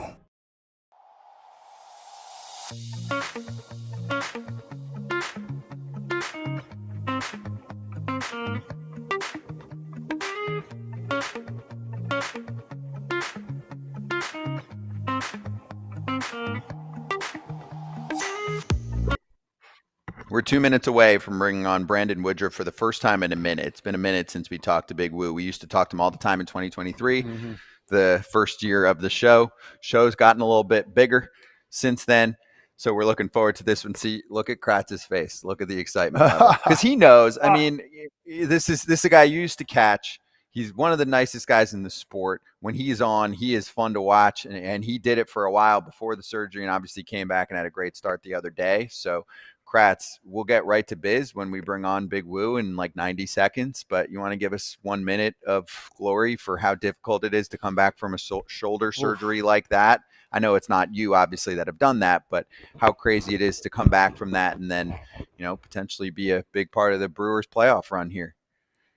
I mean, I couldn't be more proud of him, but like the fact that he came back and did what he did, was able to get the velocity up to 96, and he knew when the velocity was out there. We had somebody on, or maybe AJ was talking about it, elbow injuries. Some guys are like, it just doesn't feel the same right away. You don't feel the ball coming out. So you're just repeating your delivery. One of the things Big Woo said in his post-game interview was, I got on a couple, and I definitely looked at the radar gun because I was like, yeah, I knew I was behind those pitches. And it was fun to hear him talk about how he's back.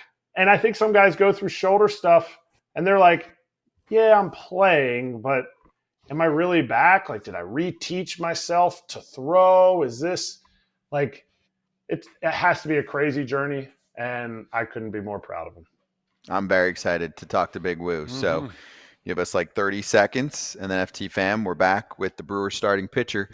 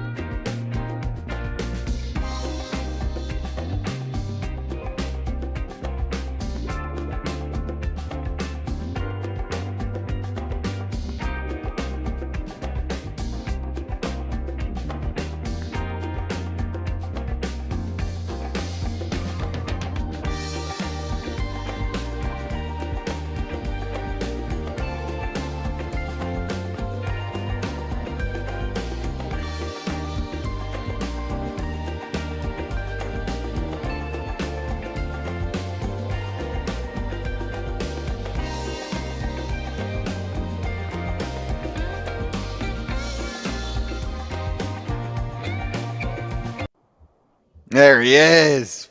Brandon Woodruff, Big Woo, Well, from the Milwaukee Brewers, back on FT, and really, most importantly, back on a big league mound. Big Woo, awesome to see you, man. Congratulations on making it back, and great first start. How you doing, man? It's been a minute.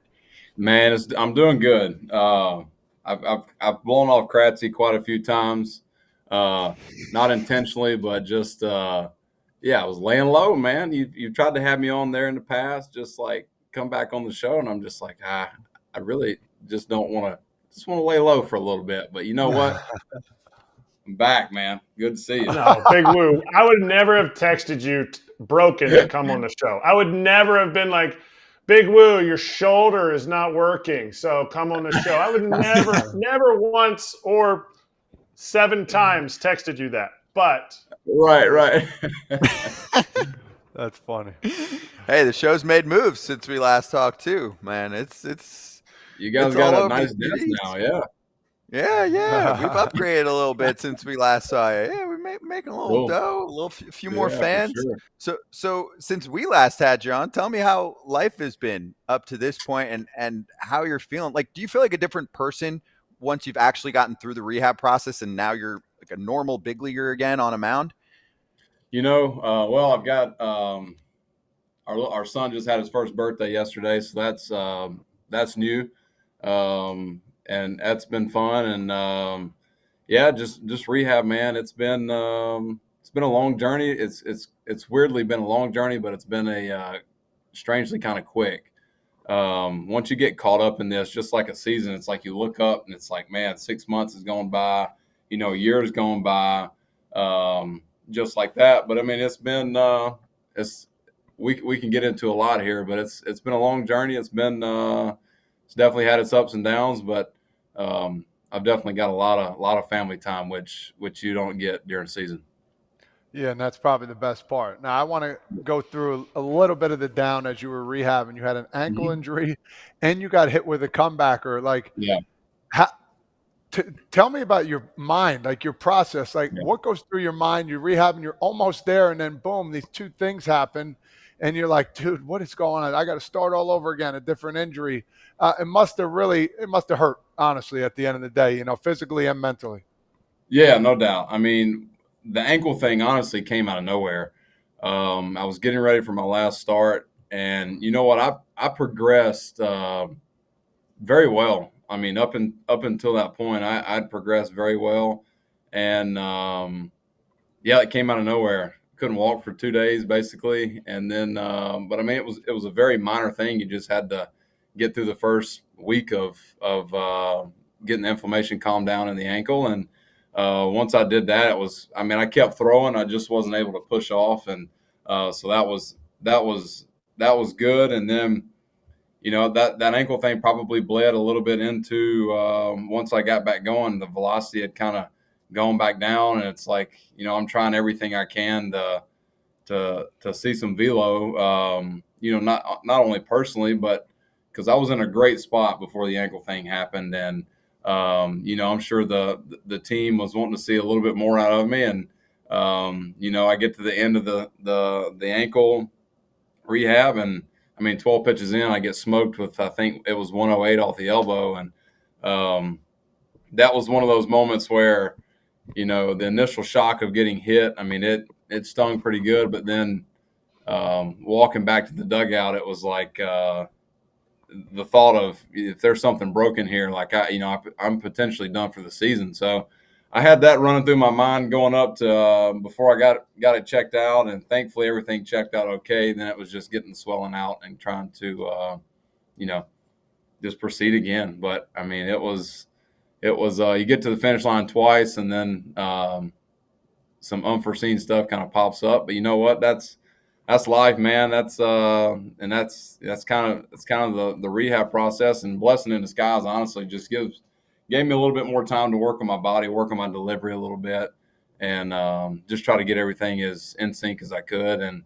hey, I was able to do that for at least one start here.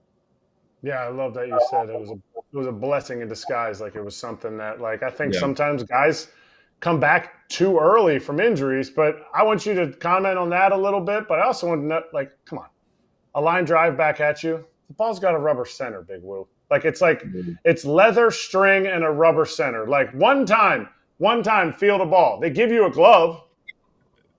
You talk about, hey, like that was just reaction, pure reaction. I tried to catch it. I should have kept spinning, and I would have took it right off the butt, and I'd have been good to go. But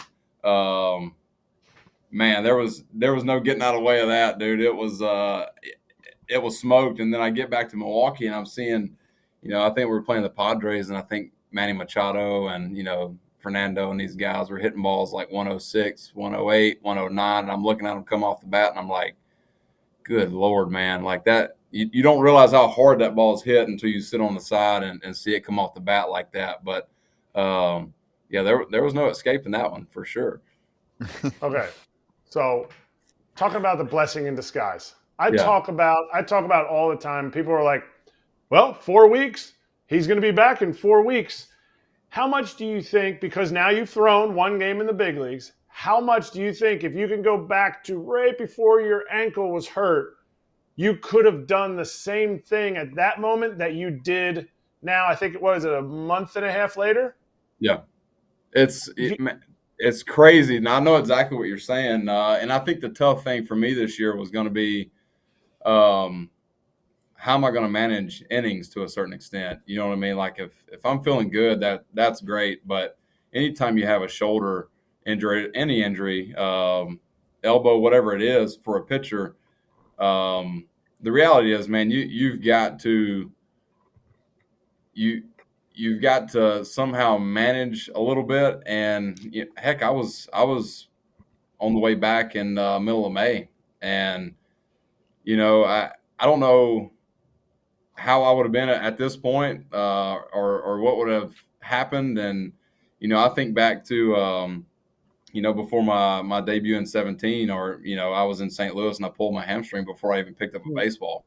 And I look back on that moment, and I honestly believe, like, leading up to the official debut in Tampa, like, I knew what it would felt like all the way up until I threw a pitch. You know what I mean? So I slept a little bit better. I was able to prepare for it a little bit better.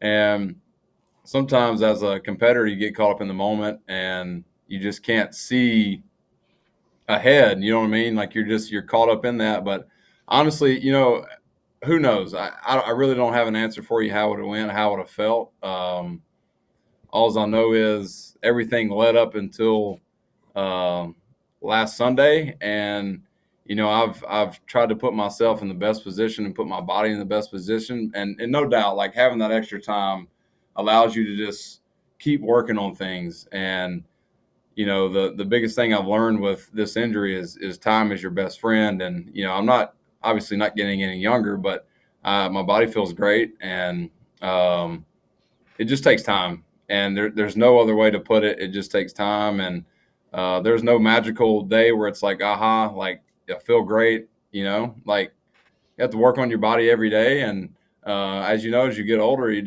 takes a little bit more time getting ready, and that's okay. And that's kind of where I'm at. But I think everything kind of led up to that day to put me in a good position to be able to perform. So, all right, one comment, two questions. First of all, that body is not okay. It is nasty. Nobody needs to see it. One thing that I want to know is, how have you recovered? How have you recovered? But also, how good is your stuff? Because I heard you talking about your changeup. You're like, man, it's been like a year and a half, and my changeup has been, I know what you wanted to say, but you said dog crap. Yeah, my changeup has been terrible. How is your stuff? Like, do you stand over the rubber and go, I got this? Like, let me tell you, I'll let you in on it. Like, I've been recovering great. The shoulder has been consistently recovering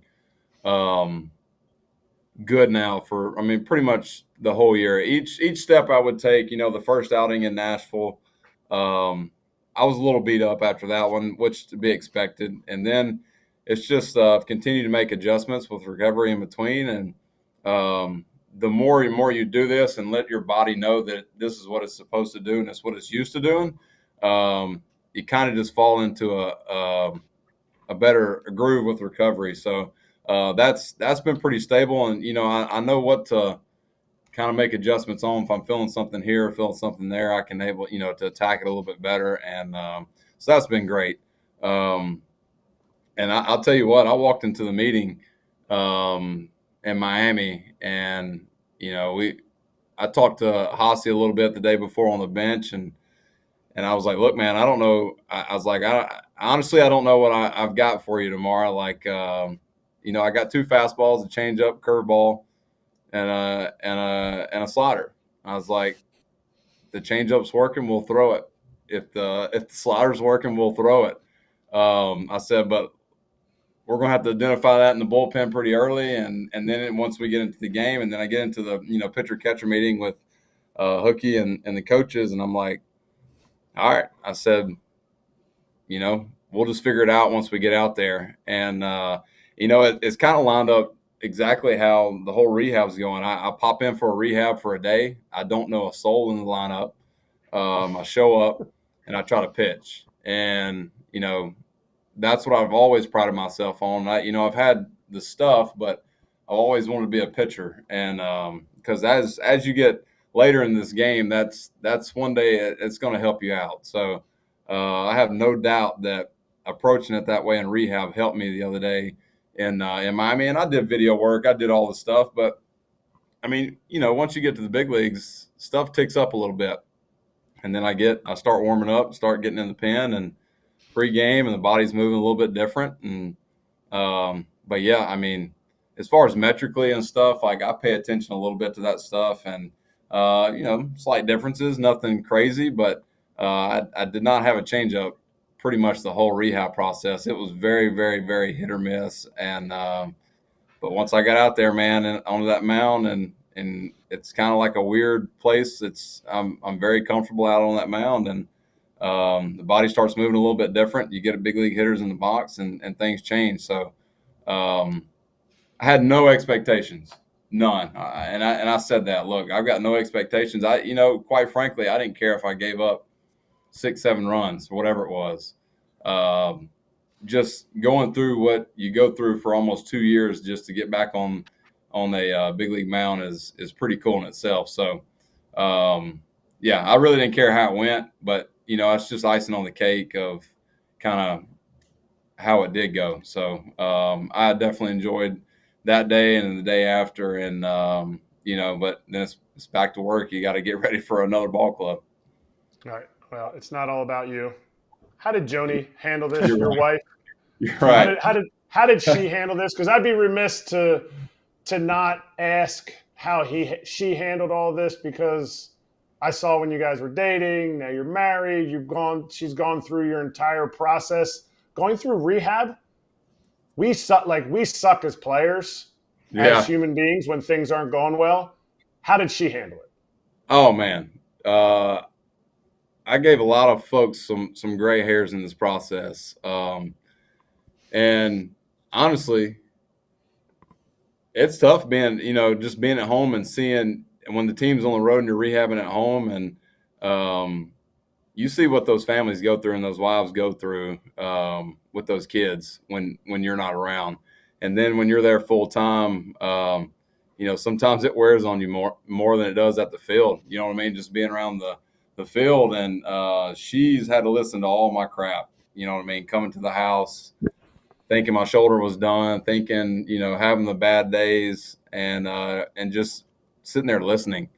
And then some days just telling me to shut up and suck it up. You know what I mean? And that's real too. Like it's not easy on your significant others for sure. And then honestly, you get to that point, and like the day before Miami, like it was one of those, you have those thoughts, like, I don't know what it's going to be like.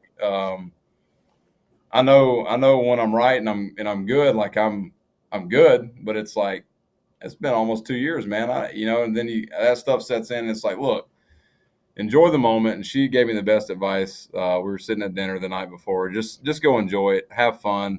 You've worked, too hard to be so hard on yourself. And, sometimes you need to sit back and you need that. And sometimes you need that tough love. And she was able to provide that for me. And, it was funny. I could hear, I didn't know exactly where she was sitting. And, her and my daughter Kyler, she hadn't seen me throw in 2 years, so she barely even remembers it last time that I threw in 23. And of course, our son Bo, who just turned 1, but I could hear her screaming, over the dugout after that first strikeout. And so, I mean, there was a lot of emotion for her, and just to kind of see, I mean, she's seen everything behind the scenes. She's seen the worst of the worst. She's seen the good days. She's seen everything. So it was a big day for her and my family as well. So it was, pretty cool. All right, I gotta ask you about the contract that you signed with the Brewers. You got hurt. Mm-hmm.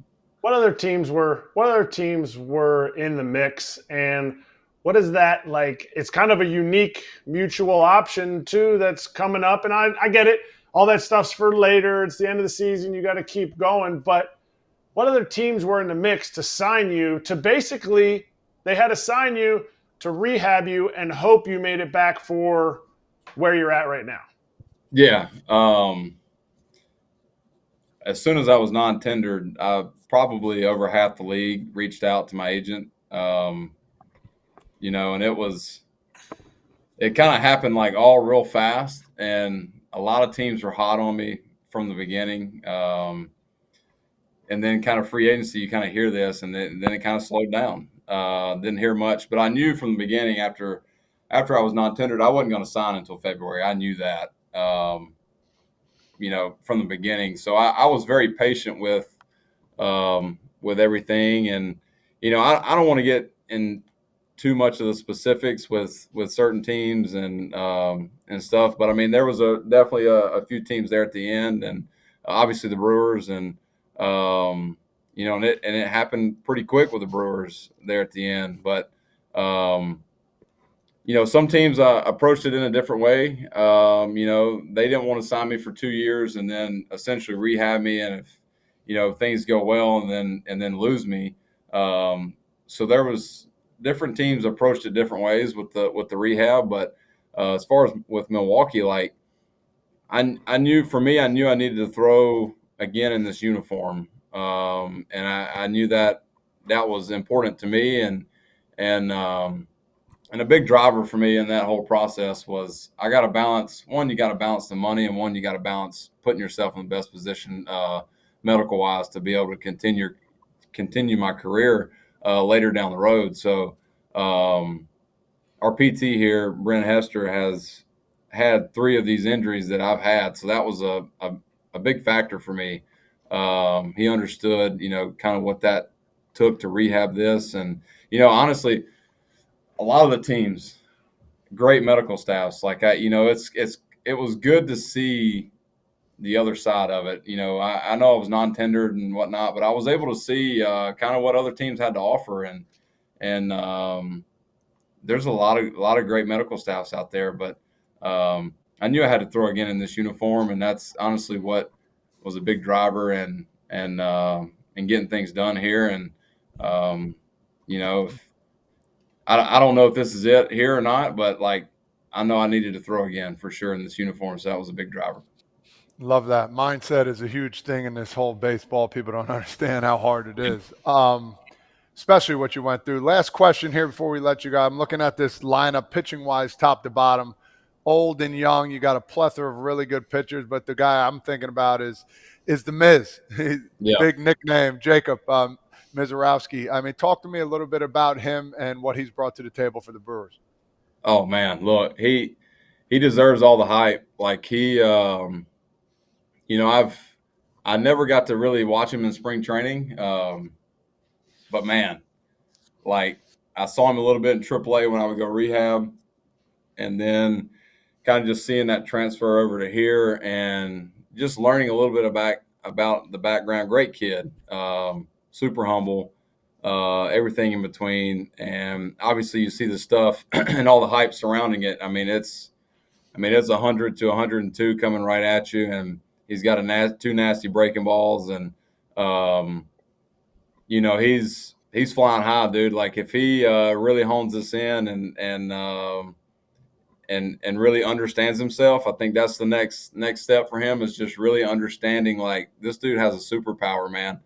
And if he really learns how to hone this thing in, it's going to be something pretty cool. So great kid. He's wanting to learn. He's always he's always smiling in the clubhouse. So that's great. We give him some crap, just as a new guy, but man, he's the Brewers found a good one in him for sure. And hopefully he continues to do what he's doing. But man, come on, like it's 100, like every pitch, like it's, I threw a fastball pre-surgery 70% of the time. Like if I had 100, it's probably a good 90 to 95% of the time I'm throwing a fastball for sure. Yeah, that slider's special too. There's some velo on that slider, so don't sleep on that. Right, slider's like mid-90s, touching 97. It's ridiculous. Isn't that crazy? Gosh. Yeah, it's fun to watch. You got a good staff that you're joining back in for. So good luck this weekend. Awesome to see you, Brandon. Thanks for the time. And now you can't be a stranger again. You're back. So keep doing it. And we'll talk again soon. The world missed these chats. Yeah, thank you guys. Just can't wait to come back on, and thanks for having me. It was good to see you guys. You too. Congrats again on the return. Good luck this weekend. Talk soon. Thanks. Cool. Yep.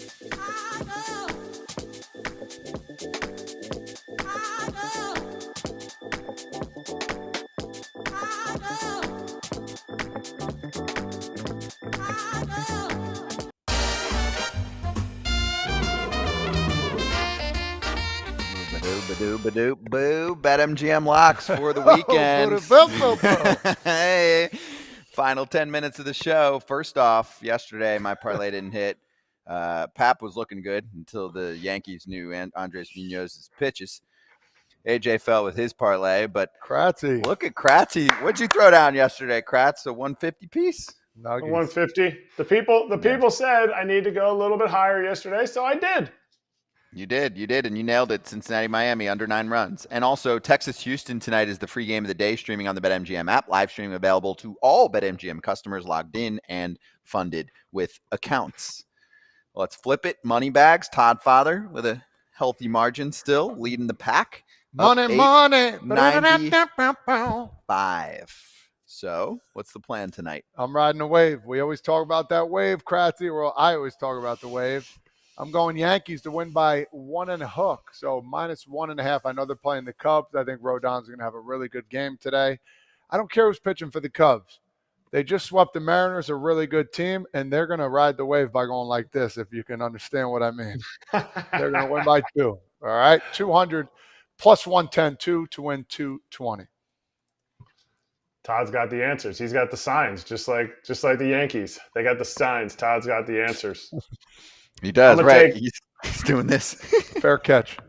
I'm gonna take Jose Iglesias over 1.5 hits, runs, and RBIs. He's facing Ranger Suarez. You're thinking, Ranger Suarez. Hey, that guy pitches. Jose Iglesias is 6 for 8 against him. Sometimes some guys just see other guys really well. Jose Iglesias will probably start at second. He started at third last night, but he'll probably start at second tonight. Okay. You're in the green. Let's go. I am in the green, baby. But guess what?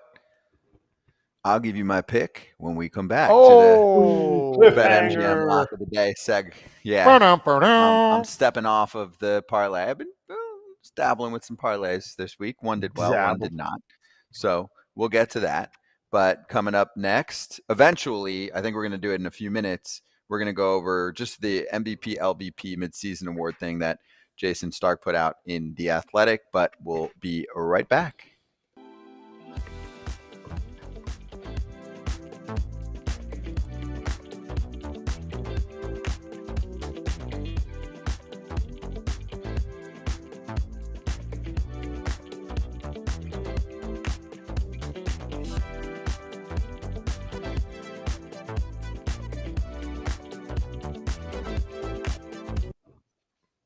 Hey, we're back. Want to announce a little giveaway towards the back half of the show here. ChatBCC is where you go to communicate with us when we're not on the show and ask us questions. It's also where you go for giveaway contest opportunities. So this week's contest, which runs for the next couple of days, a free MLB jersey of your choice worth up to $400, and many of them on MLB Shop, the authentic or whatever, the bougie ones, they're like $3 something. So There you go. We've got you covered. There's a trivia contest. It's posted now. Join the group chat on ChatBCC, play in the game, and then from some of those top scores, we're going to select a winner from random, and all of the details are on ChatBCC. Can I win? Can you win? It's a good question. You No. can try to I've beat- just been told no. Yes. But But you we can would try to like you beat guys the to play. leaderboard. I want you guys to play the trivia game. I did bad the first one. I know. I did really bad. And this one has the what? last one was more about this season and stats. This one's a little more all encompassing. So give it a shot. I want to see how you do. I had a bad day. It was hot. Brain was I was foggy. outside. It was foggy. Yeah. I didn't have my glasses, and I was just I was in second place. I was in second place for this one, so I haven't done it again. I want to try my other tries, but second place, tied with like 40 people. Yeah, it makes sense. This guy always thinking he's just the sole winner of come everything. on, Kratz. Come on, man. it's based on time too. But hey, don't worry about it. Don't worry about it. All right, we're swinging right back with slap hands, and for the online, the YouTube crowd, we'll go an extra few minutes here coming up to show you the MVP, LVP picks that Jason Stark put together.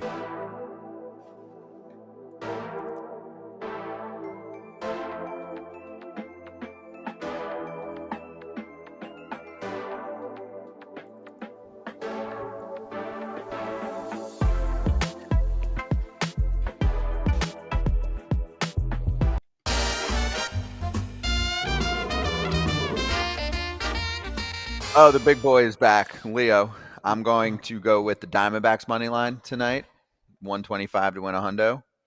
It's D-backs Angels this evening. It's Ryan Nelson matching up against Tyler Anderson. Last 7 starts, Tyler Anderson has only cleared 5 innings one time.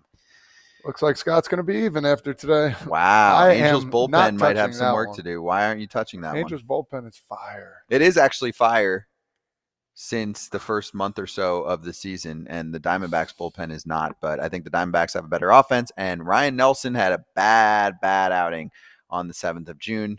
Since then, in almost 30 innings, he has a 1.5 ERA. So I'm doing what Todd Father said. Ride the wave. Your wave is Ride a little the too hot curvy, hand. though. My wave, it's long. It's Yeah. long. It's smooth. I'm not It's a smooth. Yeah, you're going like this. That's a little too rocky. You might hit a rock or a pebble underneath the You wall. ever seen The Perfect Storm? Remember that movie? Oof, God. Oh, boy. That's a nightmare. That makes you second Brutal. guess your boat trip. I'll never go on a boat again. Oh, my gosh. There's your locks. Okay. Check them out. And every Friday, which started last Friday and runs through the end of August, it's the king of the big swing, making the best day of the week even sweeter for you. So you get yourself a bonus bet into your account on Fridays throughout the season when you place your first home run bet of the day, minimum of $10 on a player. If they have the longest home run of the day, you win your share of $100,000 in bonus bets. No opt-in necessary. You just apply your Big Fly Friday qualifying token that is dropped into your account to use on the first player you take to hit a home run every Friday. Again, this is why if you're doing home run props, there's one place, because BetMGM always incentivizes you, and this is the latest promo they're running. So go check it out on BetMGM.com or in the BetMGM app. Gambling problem or concern, there's help. Call 1-800-GAMBLER. Be right back for Slap, and then a little extra 3 minutes to take us right up to 3 o'clock to go over a little award up and down. Randall Grichuk dinger.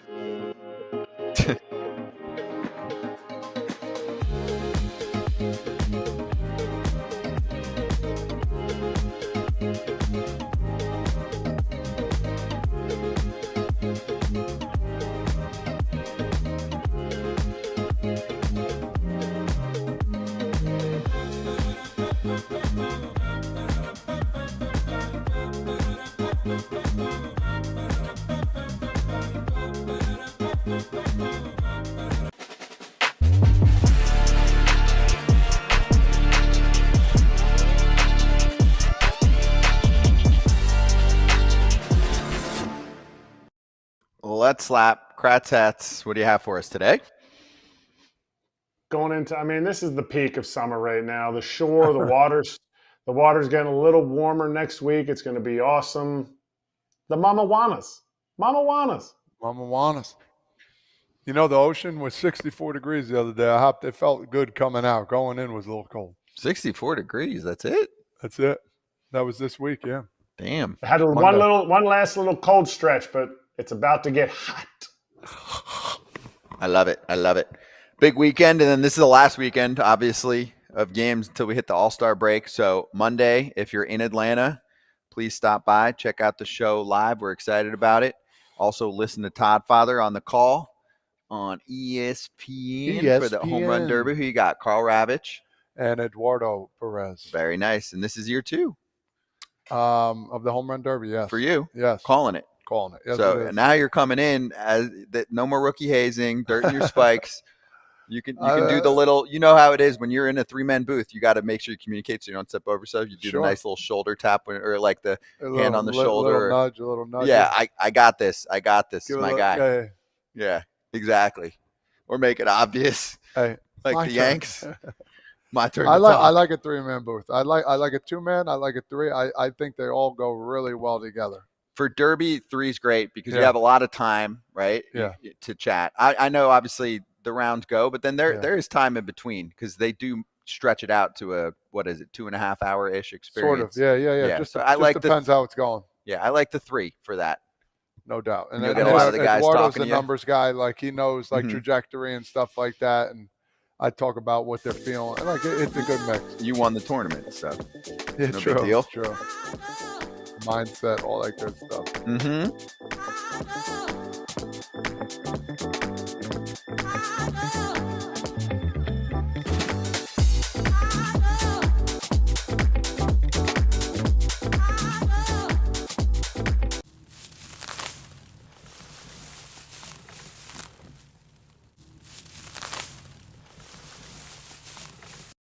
Week, but Jason Stark put out his 2025 midseason awards right now. No.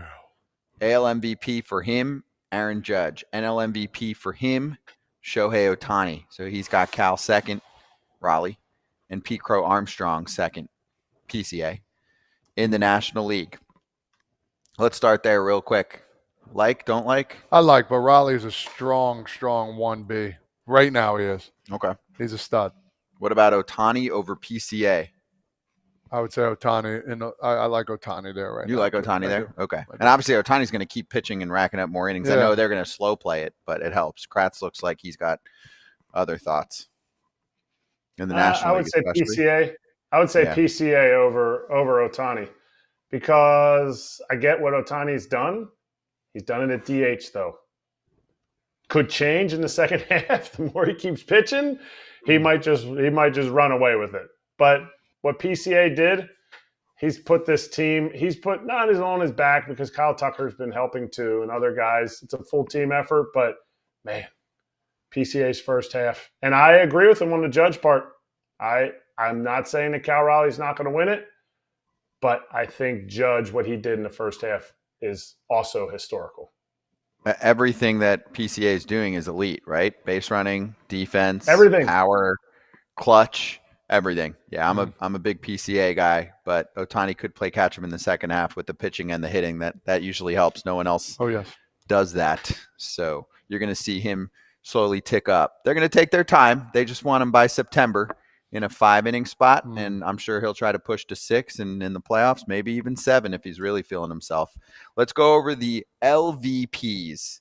So Jason Stark from his article in The Athletic listed the AL LVP, least valuable players, so underperformers, as Luis Robert, who really is having a down year, and it's a bummer, obviously, for White Sox fans, but really for another team that could have acquired him, and he's such a talent. He just hasn't figured it out. Adolis Garcia having a down year, and then he listed Anthony Rendon as a Career Achievement Award, which is fair. On the National League side, Michael Harris, who we've talked about a couple times in the past week, he really right now among qualified players is the worst in baseball. Ozzie Albies having a super down year, and Brian Reynolds on this list, who could get traded, but it has to be to a team that believes that this is a blip in the radar. I think so. But what do you think of the LVPs? I get Luis Robert, man. It's tough. He had, 39 homers last year, the year before, almost reached the 40 mark, and now it's just been hit or miss with this guy, bro. I don't know. It's a tough one. I would agree. Adolis has got to figure it out. Rendon just hasn't played, so I don't even know what you do with that one. Yeah. Harris had a great year last year, too. No, am I mistaken? Am I thinking about the wrong guy? No, He was batting ninth for the Braves, right? He did pretty darn good in that 9-hole. Harris in his career has had nothing like this. I mean, this is I believe this is year 4 in his career. Yeah, this is season 4 in his career. He's had nothing like this. His first 3 seasons, I mean, he was the best in 2022, his rookie year, right? Just remember him going on a tear batting ninth. Yeah, his offense has gone down year to year here, but even still last year, he was about league average offensive player, and he's an elite defender, good base runner. But yeah, Kratz, it could be a case of the league starting to figure him out. I know now he's in his head at this point, but the offensive numbers went from rookie year, second year, down another 10-15%, another 10-15% last year, and then this year it's a mess. It's a mess, and again, I talked about strikeouts earlier. I just don't know where the strikeouts and came from in this sense. I mean, he's a 100 strikeout guy, but